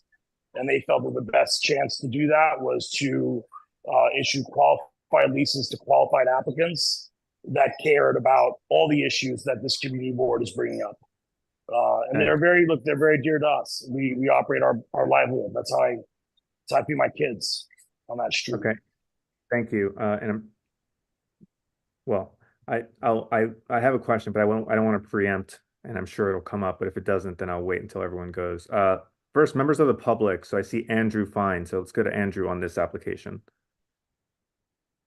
Thank you, Russell. I just wanted to clarify, in terms of the nature of the justice impacted, I want to say that there's a really big difference between simple possession and somebody that decided to move pounds of marijuana or other drugs at the risk of 10 to 20 years in prison. I think this is something that certainly should be considered as to the applicant's propensity to obey the law or not in the current form. I also wanted to say that people like Best Buds at 221 East 86th Street, we should certainly not reward applicants that are currently operating illegally to convert to legal. I mean, this is just an absolute abomination and not consistent with the spirit of the law. Thank you. And if I could and I'll take 6 seconds, but neither Showing in 17 nor Hayground and Rose are justice impacted individuals. They're both individuals that are seeking to enter the legal cannabis market through the lottery process. So I just want to make sure that that's understood. As a matter of fact, you're going to hear from the woman who will be running Hayground and Rose, and neither of them have arrest records. This is not related to their arrest. This is related to their desire to get into this space, to do it lawfully, and to have the support of the community board behind their application. Thank you, Richard. Okay, I'm going to my committee members. I have Judy, then Lindsay, then Marco. Wait, I think I missed. I'm sorry, I missed a member of the public. Charlotte. Charlotte, you have 1 minute. Go ahead. Hi. So I had a few questions or concerns about the location of this dispensary. I am the chief clinical officer of a treatment center located right next door, actually, to Amali. And obviously, I work with individuals who are struggling to overcome substance use disorder, cannabis being one of them that we're seeing a huge increase. And so I obviously have concerns being right next to a weed dispensary. Also, I wanted to bring up the fact that on the other side of us, there is a preschool that's located there at 109 East 60th Street. So those were two of my concerns. And then the other concern, the reason I'm even on this, is that I noticed that there was an application made for our location at Ascendant, New York at 113 East 60th Street that seems to have similar mailing address and application name as the individual applying for this. You can finish. Yeah, so basically, and I don't understand these applications, but it appears here that there was a previous application for Tweed requesting that our treatment center location, 113 East 60th, could be a weed dispensary. Obviously, I'm not here to debate weed dispensaries, just that it is very high risk for the very vulnerable population I serve. And that's also on the same block, obviously, at the kindergarten and preschool. So thank you very much. For 113, that's been withdrawn. So I don't know if that was part of the reason why they were withdrawn or laid over. So that is not on the docket anymore. But yes, the point of the preschool being less than on a few locations away is one that I did want to bring up. So thank you, Charlotte, for raising that.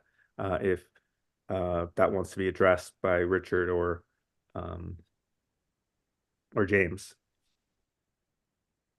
Yeah, I think James is trying to unmute right now. Yeah, so this is what I'd say. Look, we have an excellent relationship next door with the facility. I know many of those people personally, and one of our business partners is 10 years sober. I think we've made an excellent over the years effort to make sure that individuals entering treatment don't see Amali as a last stop situation, and we would of course apply that same discipline to this situation. With regards to the school, what I would just point out is that the zoning requirement is that the entirety of the building must be zoned as a school or house of worship. It does not allow for split zoning to be a basis to block the application. That is why you have 2 full liquor licenses within 500 feet of the children's all-day school and the French church. So while I understand that, thematically one looks at that space and thinks, oh, it's a church or a school, the law is quite clear that it is a requirement that the entire building be zoned exclusively as a school or house of worship to exclude a liquor license or a cannabis license.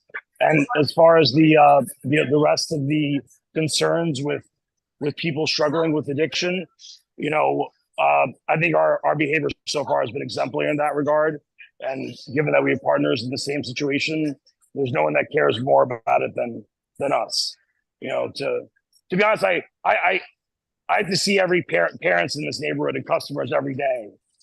It's not just me and Premium Forest Community Board or Kylie Premium Forest Community Board one time. We see all of you all the time. You know where to find us. You know how we have to answer the community, and we've been a part of this community for donating to it. Actually, to over 200 schools over the last couple of years for a decade. So the way I would see it actually is we're with the risk of being I don't know. We've been a part of this community for so long. Thank you, James. Okay, one more member of the public. I have Jennifer Ratner, and then I'll go to Judy and Lindsay.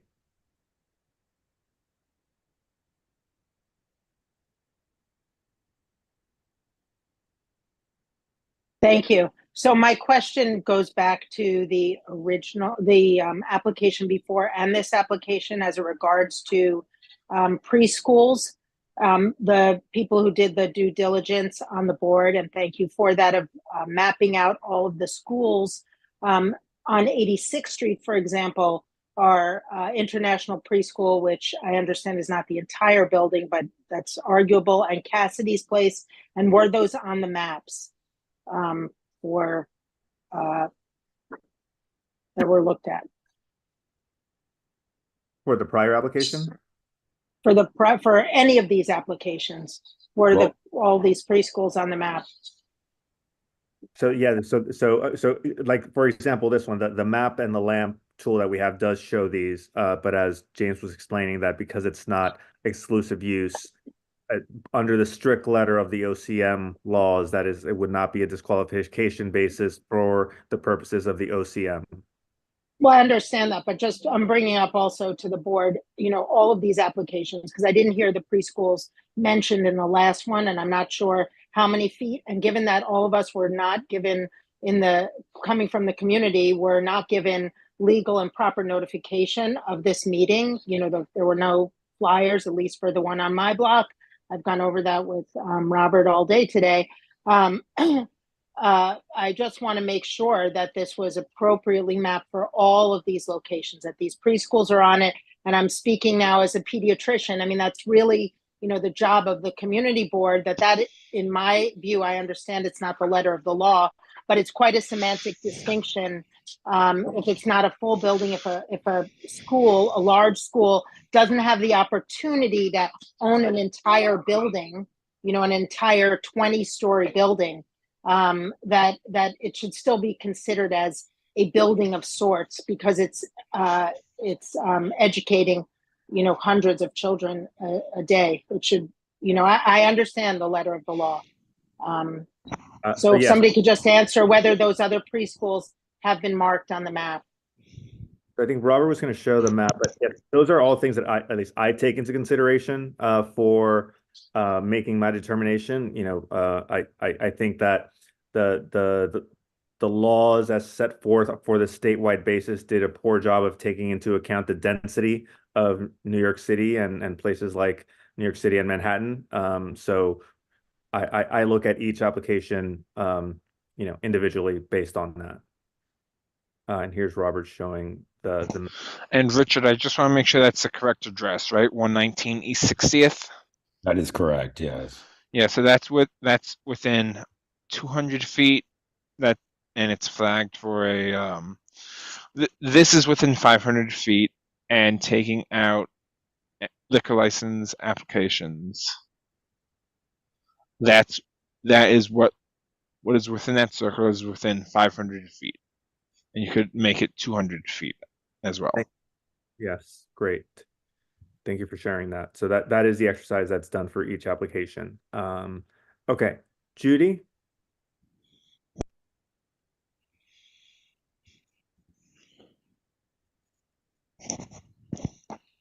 Judy should be seeing a prompt to unmute. Yeah. Abraham, I don't understand item 2 and item 3 that are at the same address. Are there going to be 2 different businesses? No, Let's Judy. say both of these get approved by the state. They both get drawn out of the thing. Are they going to? They will not be approved by the state. If one of them is approved, the other one will automatically not be approved. So in other words, the first one that gets pulled out, the other one is dead. Or neither gets pulled. The first one that doesn't meet whatever criteria the Office of Cannabis Management is using to assess the applications and move them forward to the next phase of the process. Really, what both of these applicants are asking is for the opportunity to move forward in the process with the consent of this community board. There's no guarantee that they'll ever be able to operate, but what they are trying to do is do it above board and let the community know where they're going to be operating and how they intend to operate. Okay, so there'll only be one there, if there is one there. If at all, yes, correct. If at all. Okay, thank you. You're welcome. Lindsay? I'd like to make a motion to disapprove. Marco seconds. Okay. I'll call the question on this. Does anyone oppose calling the question?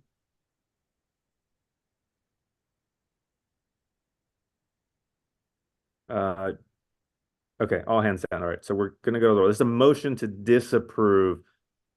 Russell, do you disapprove calling the question? No, I thought we were moving on to voting. Okay, so there's a motion to disapprove. If you're voting no, not voting for cause, or abstaining on the disapproval, give me an indicator. So, Russell, you're No. no on the disapproval. Brian? I vote no on disapproval.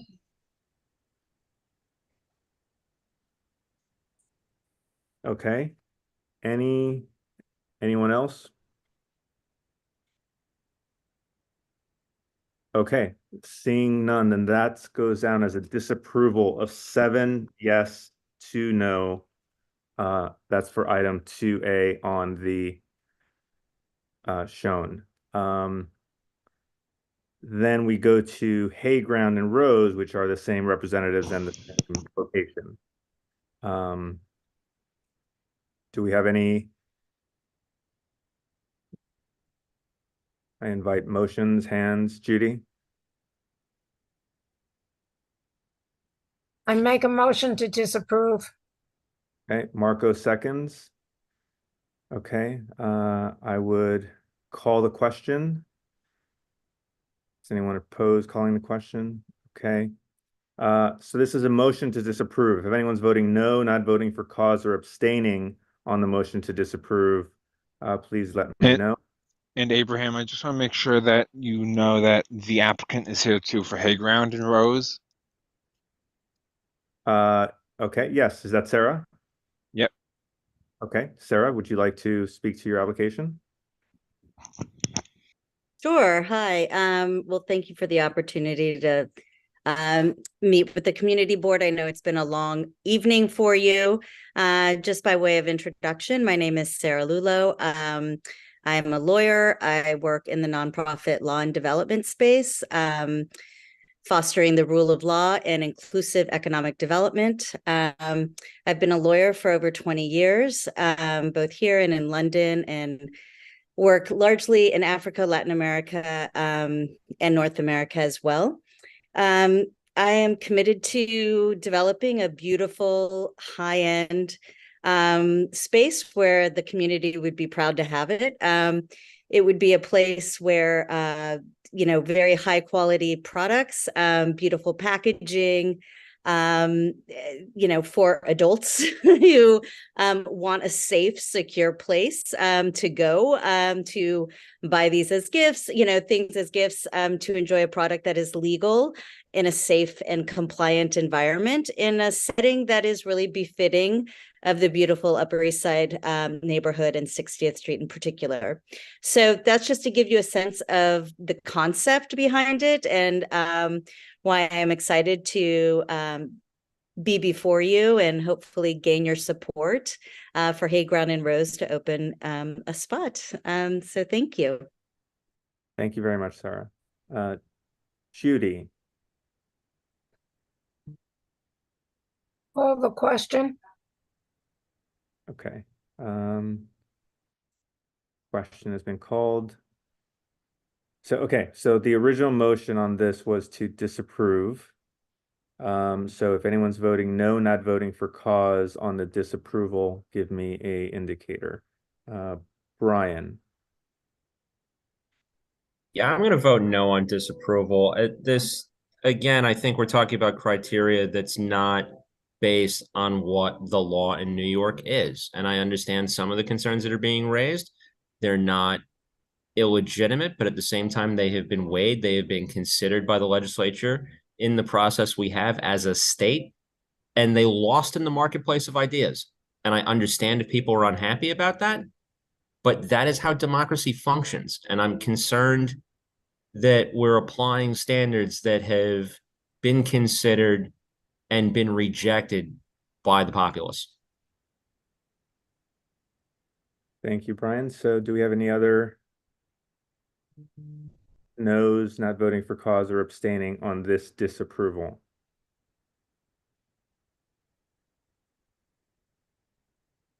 Okay, so in that case, this is an 8-1 disapproval, with Brian being the one no.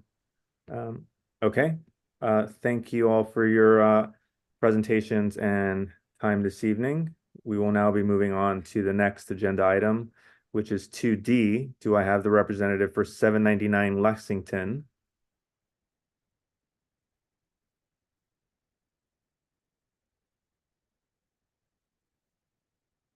If you give me 1 second, Abraham, I'm looking through to find them. If you give me 1 moment.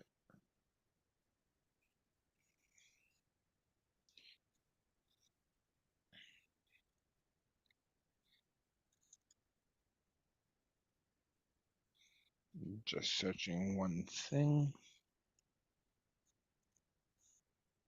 Sorry, this is a motion to disapprove? Yes. Yeah, I'm voting no. Okay, I thought so, Russell. Okay, so that the previous one is a 7-2.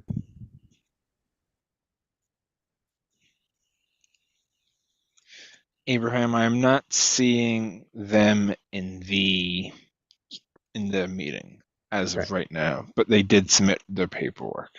Let's come back to them. Then let's go to 2E. Do I have the applicant or representative for 1140 First Avenue? This is between East 62nd and 63rd.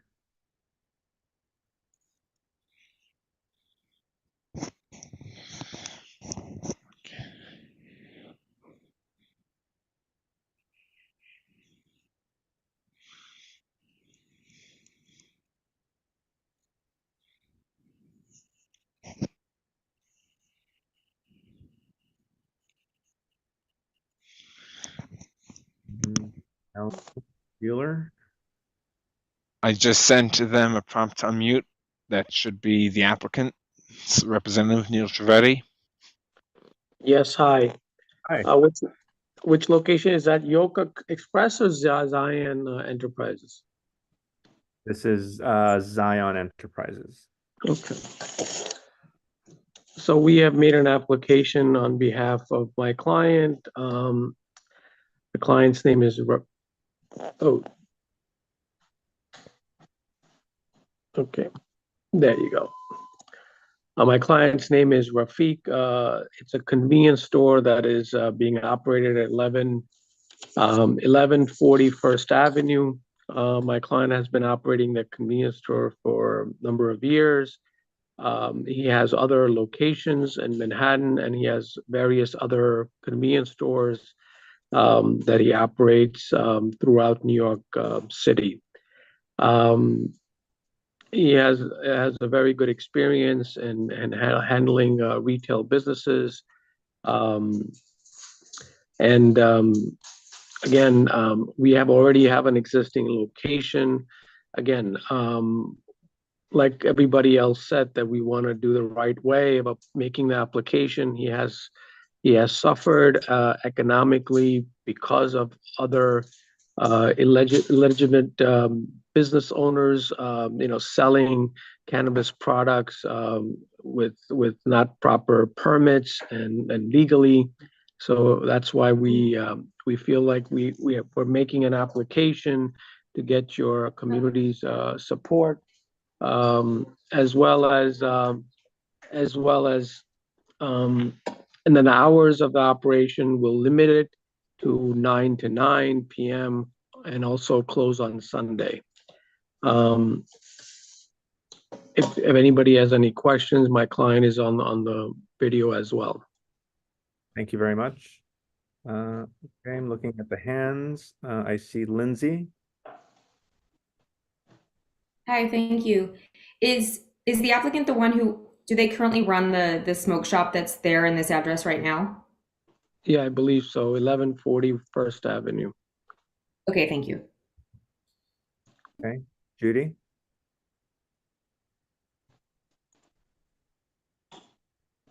Yes, well, now I'm wearing my ESNA hat. I'm not speaking as a board member. I shop in that store frequently. I buy my lotto tickets there. If I need a soda or whatever I need, I get there. They sell cigarettes. They pay the stamp price. They do everything they're supposed to do. They do not sell illegal marijuana. I wish them very well. The owner is a nice man, but if he does succeed in getting his license, I'm not going to be able to buy my lotto tickets there anymore. I'm not going to be able to get my convenience products. And it's diagonally across the street from where I live. But they are a very good merchant for the neighborhood. That's all. I just want to speak on their behalf. And the man who runs the store is a really nice man. And they run a good, clean store. So although I will be sorry to miss it, should he get his license, he is certainly deserving of it. Thank you, Judy. Okay, I welcome any motions. Marco? Yes, I would like to ask a question. Okay. When if you are granted the license, are you going to accept credit cards, debit cards, checks, cash? I think that's possible. I think they usually have an ATM, whatever is permissible, what's permissible by the OCM. But I think, yeah, credit card is acceptable. But you definitely, because most of them, these places, they come to us, some of them at least are here, that they are just only accept credit, debit card and cash. No, that's not. I mean, maybe the convenience store right now. I'm not familiar with the store in terms of accepting just cash and debit card. But credit card would be acceptable, sure. Because the bottom line is very simple. The state of Connecticut, they expect to have revenues for the selling of cannabis, $6 million, but in reality, they receive just only $3 million. Why? Because this transaction has to be in cash. It has to be directly. And that's some concern in that direction. And thank you. Thanks, Marco. Abraham, I just full transparency, I just tried to connect with the applicant for 2D, and he said he's trying to join, but he's having technical difficulties as of right now. Thank you, Robert. We'll keep moving with this. I welcome a motion. Russell, Brian, Lindsay, anyone? Brian? I'll move to approve it. Okay, great. I see a second. Wonderful. Judy has a second. Okay, in that case, I'll call the question. Does anyone oppose calling the question? Okay, no, I see a thumbs up for that. So in that case, I'll go to the roll. This is a motion to approve. If anyone's voting no, not voting for cause, please give me an indicator. Marco? Absolutely not. Okay, Valerie? No. Okay. Lindsay?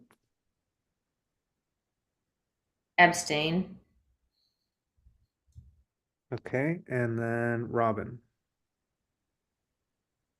No. Okay. So that's 5 yes, 3 no, 1 abstain, because we are 9 in total. 5 yes, yep, okay. So that approval passes. That'll go to the full board meeting. Therefore, I recommend appearing at the full board meeting on Wednesday, the 13th for this application. And then now we will proceed. I'll come back to 2D in a moment, but let's carry on with 2F. This is the York Enterprises at 501 East 86th. And I see Alan's hand. Okay, Alan Goodman, and I live at 525 East 86th Street. And I have a question about Cassidy's Place. Has that been taken into account? I know Jennifer Ratnam mentioned that place, and when I went on to my Google map, it says 500 feet. So 1 second. So wait, so Neil, are you the representative for this? Yes, Okay. that's I am. Why don't you go first, please, and on York Enterprises. Again, same thing, York Express Inc., again, located at 501 East 86th Street. Mumtaz Bai is the owner of the store. Again, it's a convenience store, again, selling cigarettes, lottery. Hours are very limited. Again, we want to, again, make the application before the board and get approved properly with the OCM. Again, the right way should have been to get approved for us by the OCM and then come to each individual community board, but we have to go through this exercise. And again, all these applicants are, patiently waiting throughout the New York City. Again, the client has many years of experience in operating the convenience store business, and will abide by the rules and regulations of OCM. Great, thank you very much. Okay, so then now going to Alan's question. So your question was about the proximity of Annie's place, Cassie's place.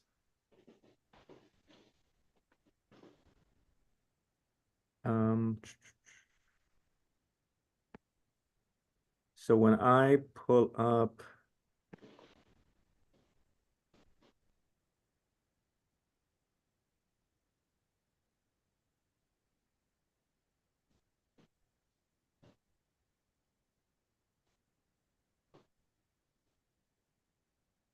I do see it. I wonder if the same reason applies with regards to the exclusive use for the location as was mentioned on the one of the other applications about the school.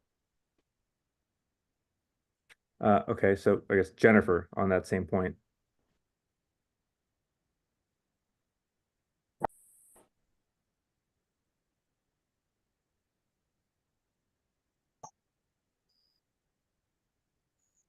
Jennifer, you should be unmuted. Yeah, yes, hi. So I'm actually right by Cassidy's Place. That is an exclusive use, just as a school. 100%.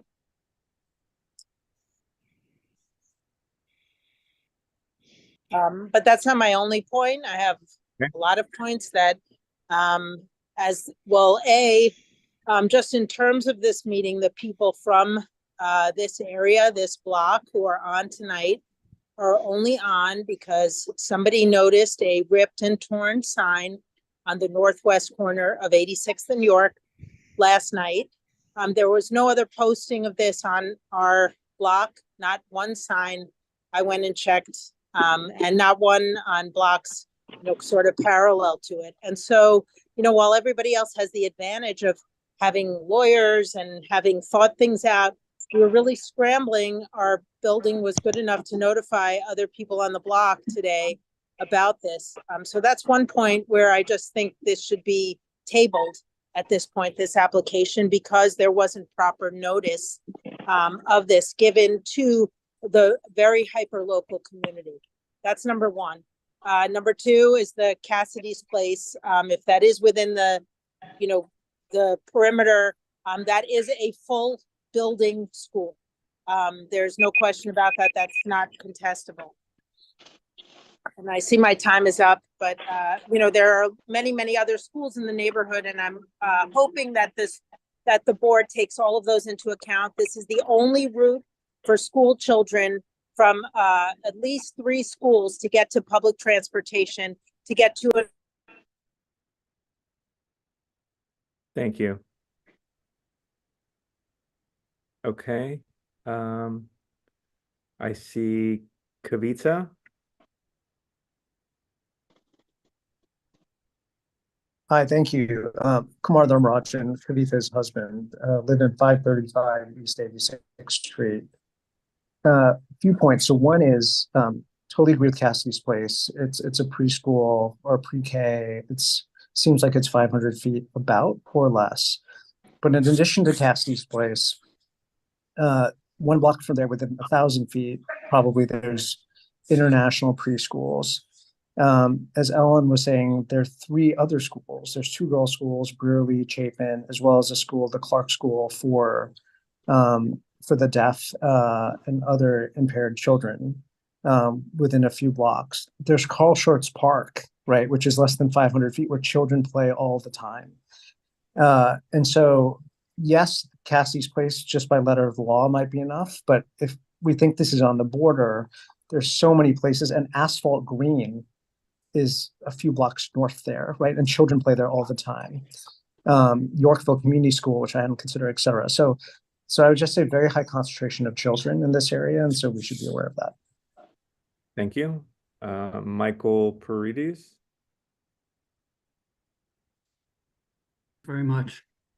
I live on the block in question, and I just want to, and I'm sure you know, but it's a very quiet residential block with a limited commercial presence. Aside from the location in question is the mansion and a ping pong space.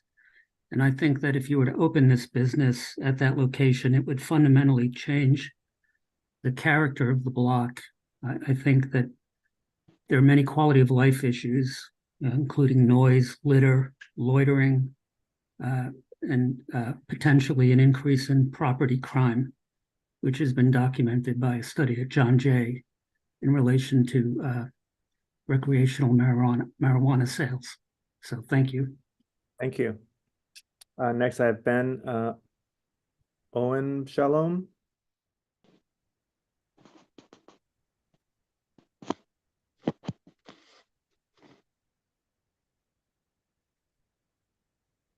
Ben, you should be receiving a prompt to unmute. Sorry. Hi, I represent the ownership and management of the Convivium building at 505 and 515 East 86th Street. The new tall building is right next door to 501 East 86th Street, the Mansion Diner and the candy store. I've lived there with my family since 1998 before building the building. I know the Mansion Diner and its owners, Phil and John Phillips, very well, who I believe may be trying to take over this space from the candy store if he gets approved. Our building is 140 family with 35 affordable families, many of whom are recovering substance abuse, and they've been selected in a lottery to get a better chance to live than from where they originally were. We strongly oppose a cannabis weed dispensary at this location.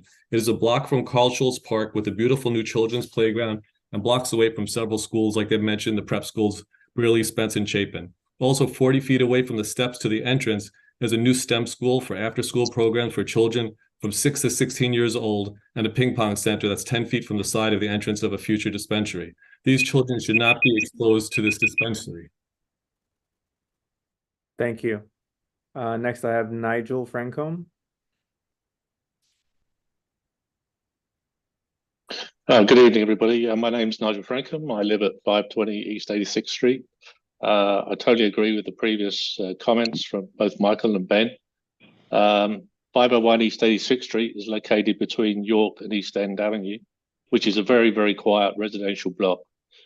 With the exception of the Mansion Restaurant on the corner of 86th Street in York, the only retail business on this block is the property that's the subject of this proposal. This property is currently a very, very small juice stand serving the needs of local residents. Changing this into a retail pot dispensary, in my view, is absolutely not desirable for so many reasons, too numerous to mention, and is totally in conflict with the ambience and the nature of the local neighbourhood.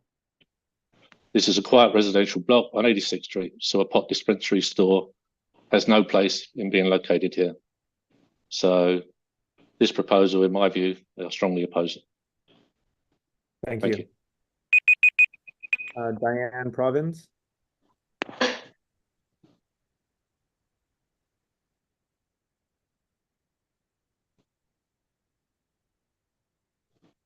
Sorry. Okay. I agree with all of the previous speakers. I live at 525 East 86th Street.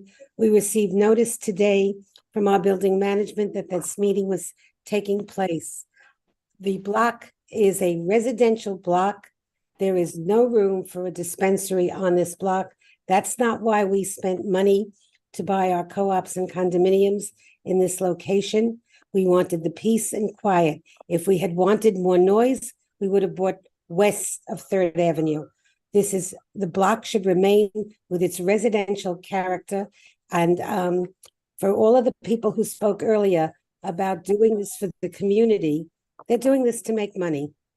And the money can be made on avenues where there are businesses. It does not belong between York and East End Avenue on this block.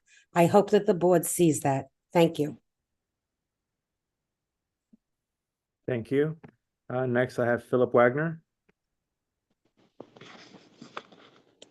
Hi, I'm Phil Wagner. I live at 525 East 86th. And I have to agree with all of my neighbors that I do not in any way think that this is an appropriate location for a marijuana or a dispensary. I have to take issue with the statements of Brian Christ.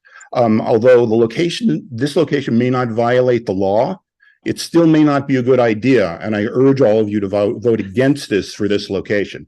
Now, one thing I want to bring up is that corner is a bus stop for at least 5 schools, both public and private, in the morning and in the afternoon during the hours when this location would be open. And I think that's an inappropriate place to have a dispensary where you have kids actually getting off the bus, waiting for the bus. Cassidy's Place is approximately 500 feet away. And there's a family restaurant, the Mansion, right in front of where this is. There is also another kid business there, the Ping Pod area, where kids go. So I think this is wrong. Next, I have Ann Coate Taylor. Yes, thank you. Again, I support everything that's been said before, but I also raise the point, having nothing to do with the character of the people who want to open the shops, but how can they control their clientele? Bartenders are held responsible if somebody gets really drunk, and they can lose their job, their liquor license, etc. There's nothing to guarantee that anybody going in these shops isn't going to be smoking as soon as they get out, and will have all kinds of aberrant behavior on the block where there are many, many children. During the discussion of the Frick versus the Cafe and the 70th Street Block Association, I took my dog out tonight for a walk. There were 3 tokes on the sidewalk from my building 520 to East End Avenue. I have a small dog. Dogs get seizures if they eat marijuana tokes. If you open a dispensary on this street, we're going to have many, many problems. I think this is a terrible idea. Thank you. Andrew Fine. Thank you.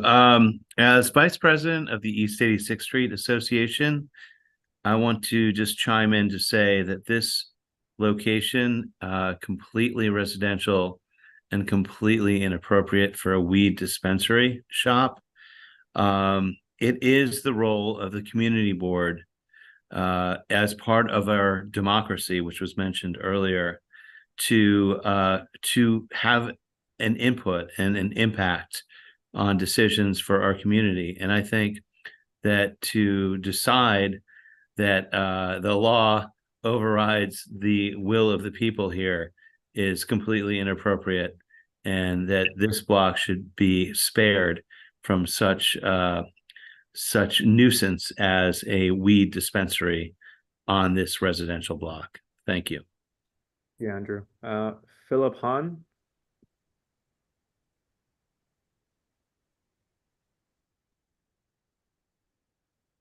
Thank you. I'm a resident of 520 East 86th Street. I've been a resident here for over 20 years.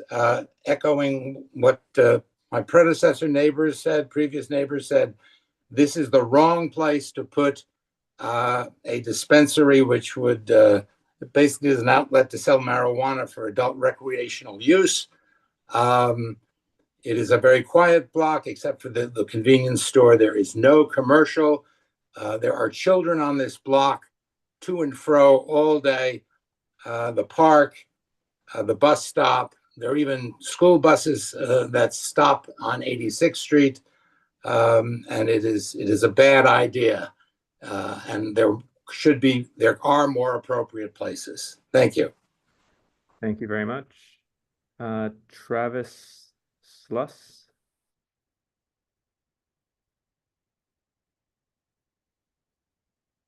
Great job with my last name. My name is Travis Sluss. I'm the founder of Make Inspires, and we teach about 1,000 kids a week through our 3 maker spaces, 2 up in Westchester, and our newest makerspace on York Avenue, right around the corner from this proposed location. And although we're 10 weeks new and we love being a part of the community, we're going to continue to grow. And this is not something that we need around any of these schools or around our after-school program. And furthermore, I've been in that location, in that space, and it's just tiny. So I can't foresee it being a good space in general. So I'm glad to hear that the community is here to say that they're against it, as am I. Thank you very much. Next, is it Begum Taft?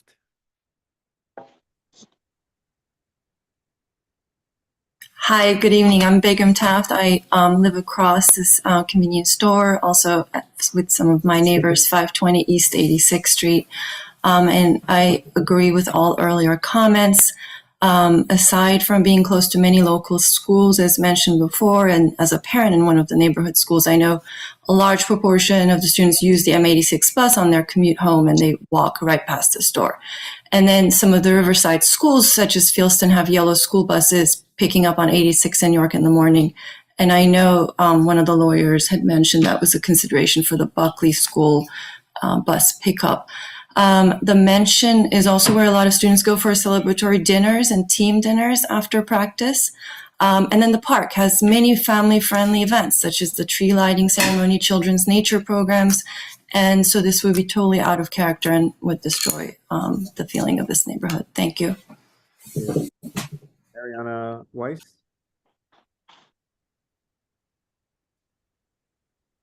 Hi, this is Michael Weiss. I live 544 East 86 with my wife Mariana and our 3 small children. I really have nothing additional to add than what my neighbors have already said. I just hope that the voting members of this community see how vehemently against the residents are to this being here. Thank you. Thank you very much. Leandro Martino.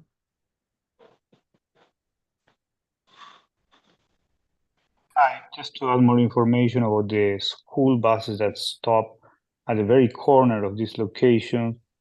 The Ethical Culture Filton School bus stops right there. Avenue, the World School, Forestman, Riverdale, and the Hackley School. All those buses stop at the very corner, and they all have children that are obviously they're not 21 years old. Thank you. Thank you. Okay, next, Sharon Sampson. Hi, I reside at 515 East 86th Street. I just want to echo everything that has already been previously said by everybody, by my neighbors. There are schools all around the area and children walking around passing this potential store. There's a STEM school just around the corner, which we just heard from, with young children entering at all hours. This is also a major route to all those schools that are around the corner. A dispensary, this dispensary just doesn't belong on our block. This is a quiet residential block. It belongs somewhere west of of our avenue, on 2nd or 3rd, or just not anywhere on our block. There are no other retail establishments on 86th Street. On York Avenue, and also candy stores. It's tiny. It's 160 square feet. So please do the right thing. Thank you. Okay, so as we have several more members of the public, if you're just going to echo, or if you plan to echo what's been said, please just do it briefly and voice your disapproval if you're voicing disapproval. Okay, next I have Mark Bukdal. Yes, hi, good evening. Hi. So I live on 520 East 86th Street.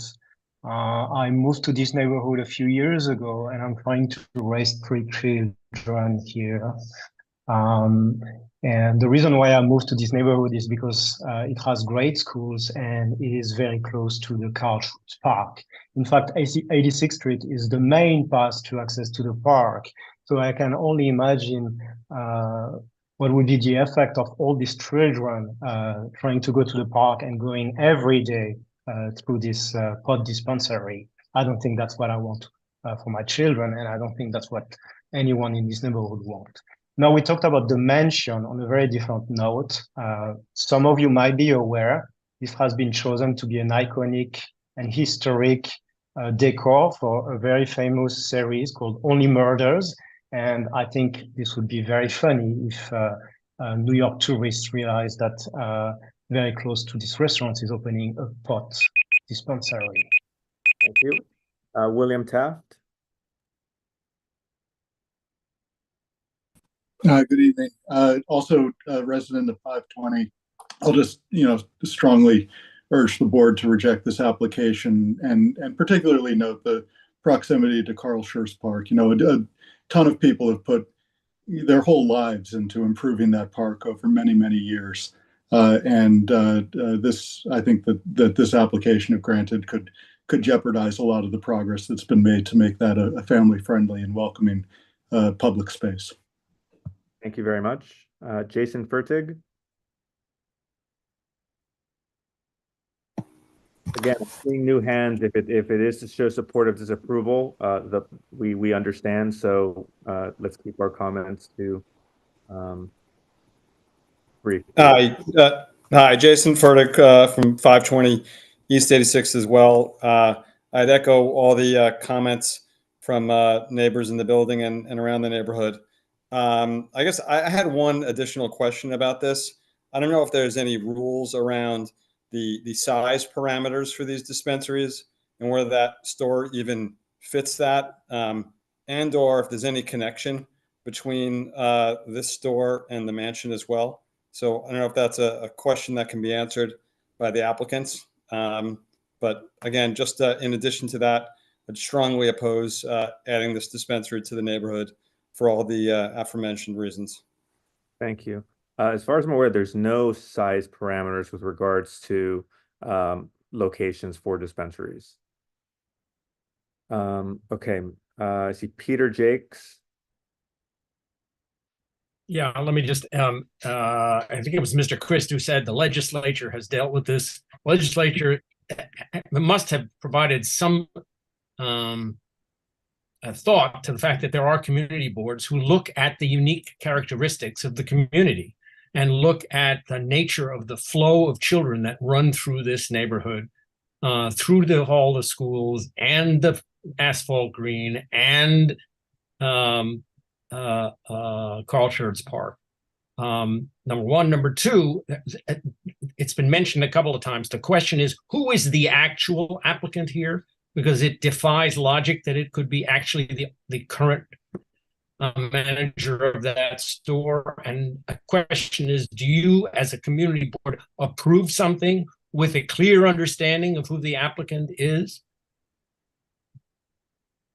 I mean, if we want clarity on the applicant, then is it Neil? Do you want to elaborate there?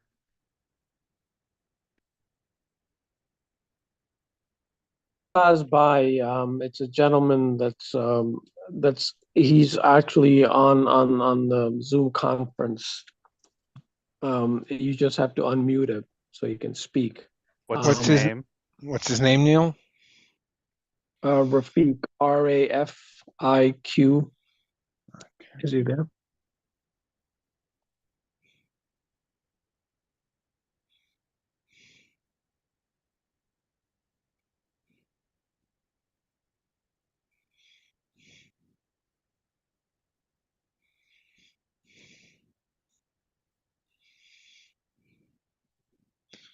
Yeah, hi. Hi, Rafiq. Yeah, how are you? Good, good.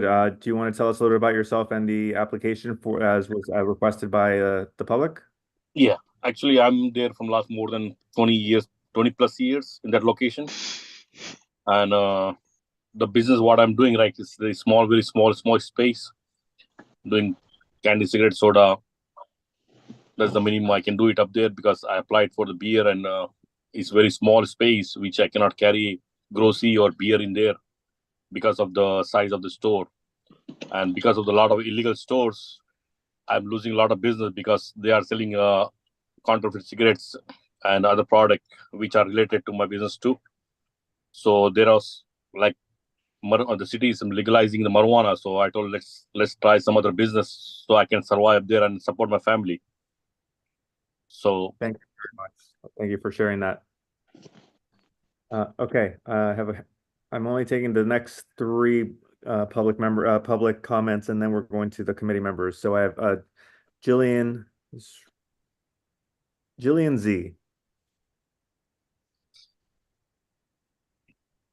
Hi, everyone. Jillian Zrebeck, also a parent at 520 East 86th Street of two small children who are school aged and use the M86 bus and practice soccer at Asphalt Green. I would like to echo my neighbor's comments that this is a terrible location for a dispensary. As someone who's heavily involved with the Carl Schurz Park, the idea of a dispensary being on the block and that sort of encouraging people to then meander down and linger in the park using it in a way that is not intended is disappointing. And I hope that the board votes against this application. Thank you very much. Thank you very much. And last but not least, B. Shaw, and then I'll go to Evan Meyerson. Hi, everyone. It's Brian Shaw. I'm at 544 East 86th Street. Thanks for the community, for the neighbors for coming out and voicing your opinions. I just had one comment to add. I also am a parent of two young daughters, so I share those feelings. But the comment to add is, since we've got Rafi at this proceeding, I would like to suggest that we open an ice cream store in that location, or something that the neighborhood could really really embrace. And I think that would help you with your challenges to build a business that allows you to support your family and make money. I think there's a lot of great things that can go in that really precious location that this whole community would really embrace. Thank you very much. Okay, Evan, you had your hand up.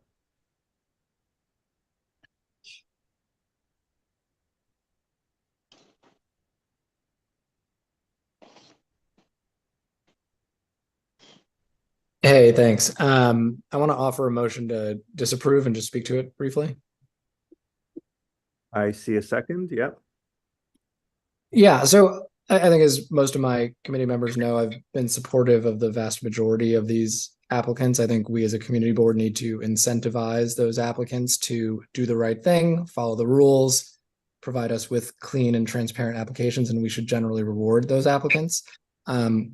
I don't agree that we are effectively a rubber stamp for the actions of our legislature. I think the rollout here is insane.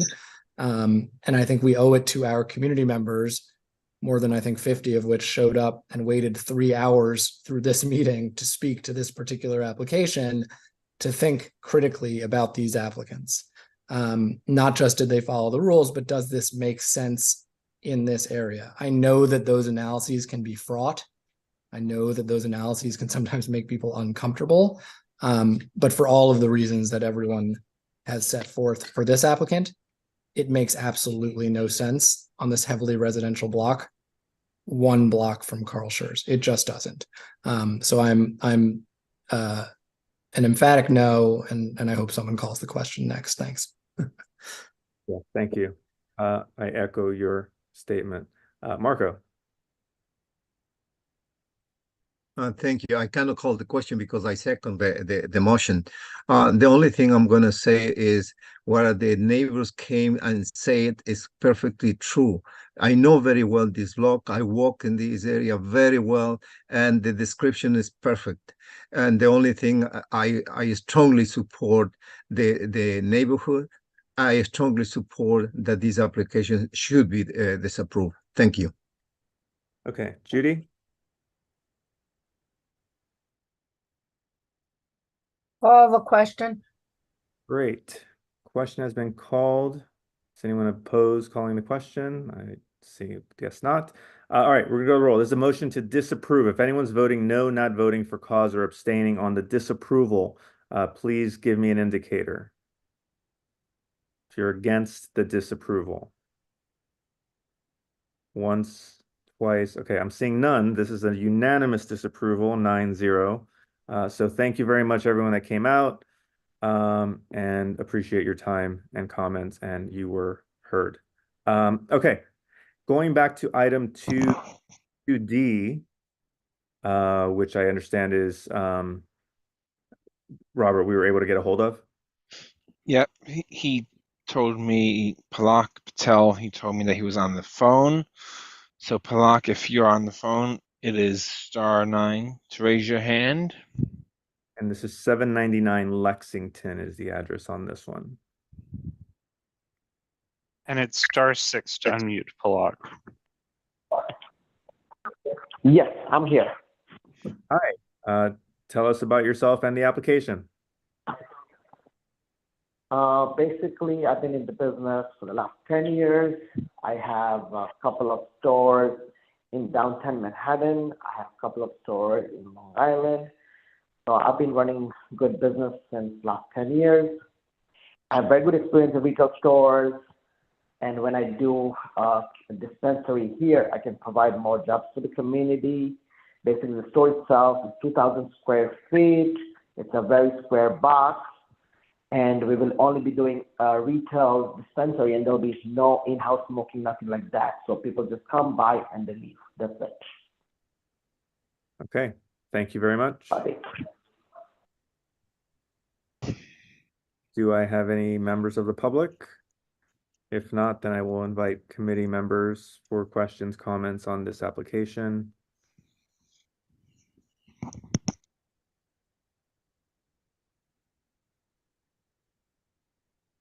Marco?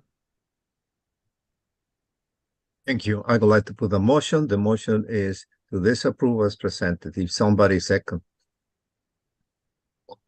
Okay, we have a second. Thank you. Robin seconds. Yep. Okay.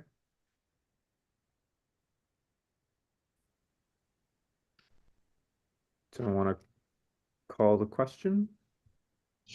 Valerie would like to call the question. Great. Is anyone opposed? No. All right. So this is a motion to disapprove. If anyone's voting no, not voting for cause, or abstaining, please let me know.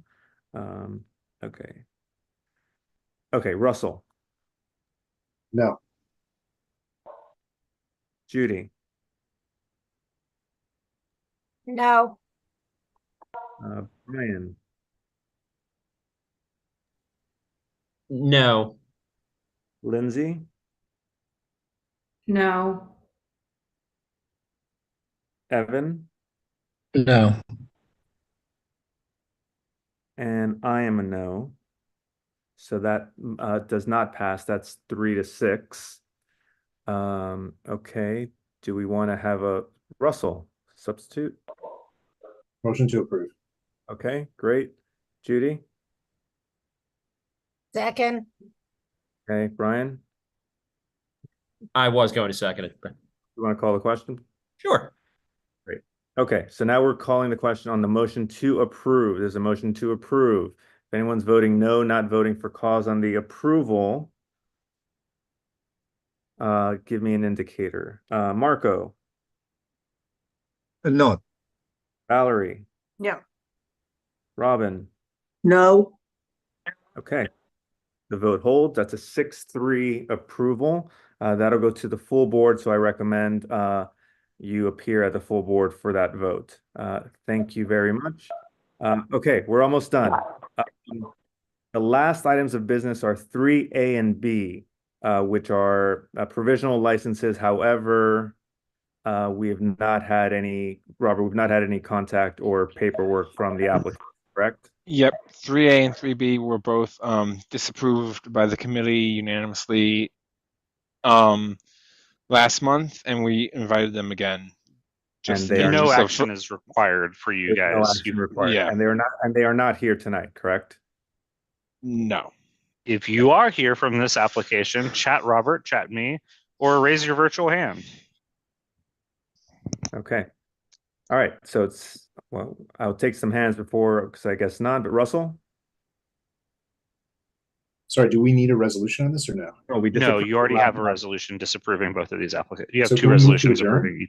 Yes. You can move to Move to adjourn. adjourn. Wait, Valerie has a. I wanted to make a motion, and if somebody seconds it, I'll speak to it. I want to make a motion that this community board urge our elected officials to do whatever is necessary to make it possible for the police and the sheriff's office, whoever it is, to close all of these illegal shops that are operating now. I don't think we've had anything like that. So if it's seconded, then I'm going to just speak to it quickly. Marco is seconding. We've had something similar, but I'm always welcome to reinforcing. I mean, if we have, I mean, I'm just want to say that I was appalled by Lisa's commentary that once we have legal shops, then whoever's responsible will expedite the closing of the illegal shops.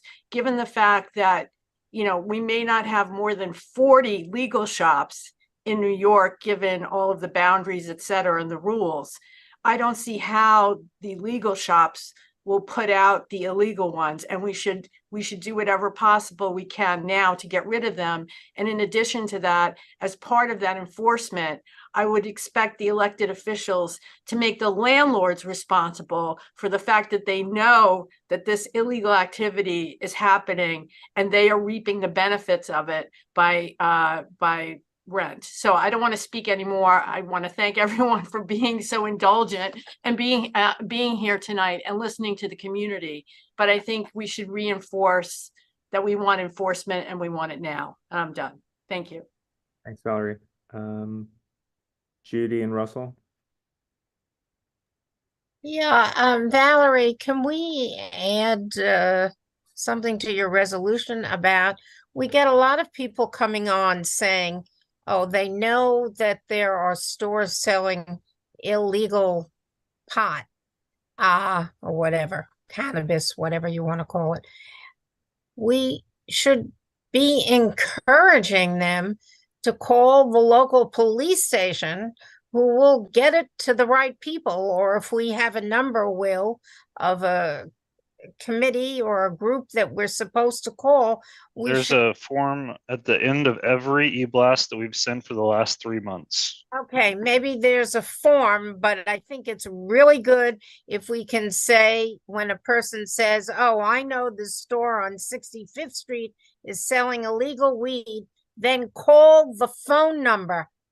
Forms are one thing. When you give people a phone number to fill out, it's a totally different story. They can write it down, they can call, and they can complain. Yeah. I'll accept that amendment. The only issue is, my understanding is right now, as the law is written, the police actually have to, the sheriff or the police have to actually catch the illegal activity happening. Like they have to be there. Yes, but what they do, Valerie, because we've spoken to the police about this, is they go in and they speak with whoever the agency is that's responsible, and they send in undercover people. Right. Well, it shouldn't be that complicated. There are, you know, as we hear from our neighbors, people are witnessing this happening. And, you know, I think that the electeds know what's happening, and they should try to close the loopholes as soon as possible. So I'll accept your amendment. And that's an announcement that we can make at every community board meeting. Yeah, I think that would be helpful. Very helpful. Okay, I'm fine with that. Russell and Russell and Marco. Yeah, I think we passed a resolution on this already, to be honest, but yes. But I guess in the interest of time, I would instead say call the question. Okay.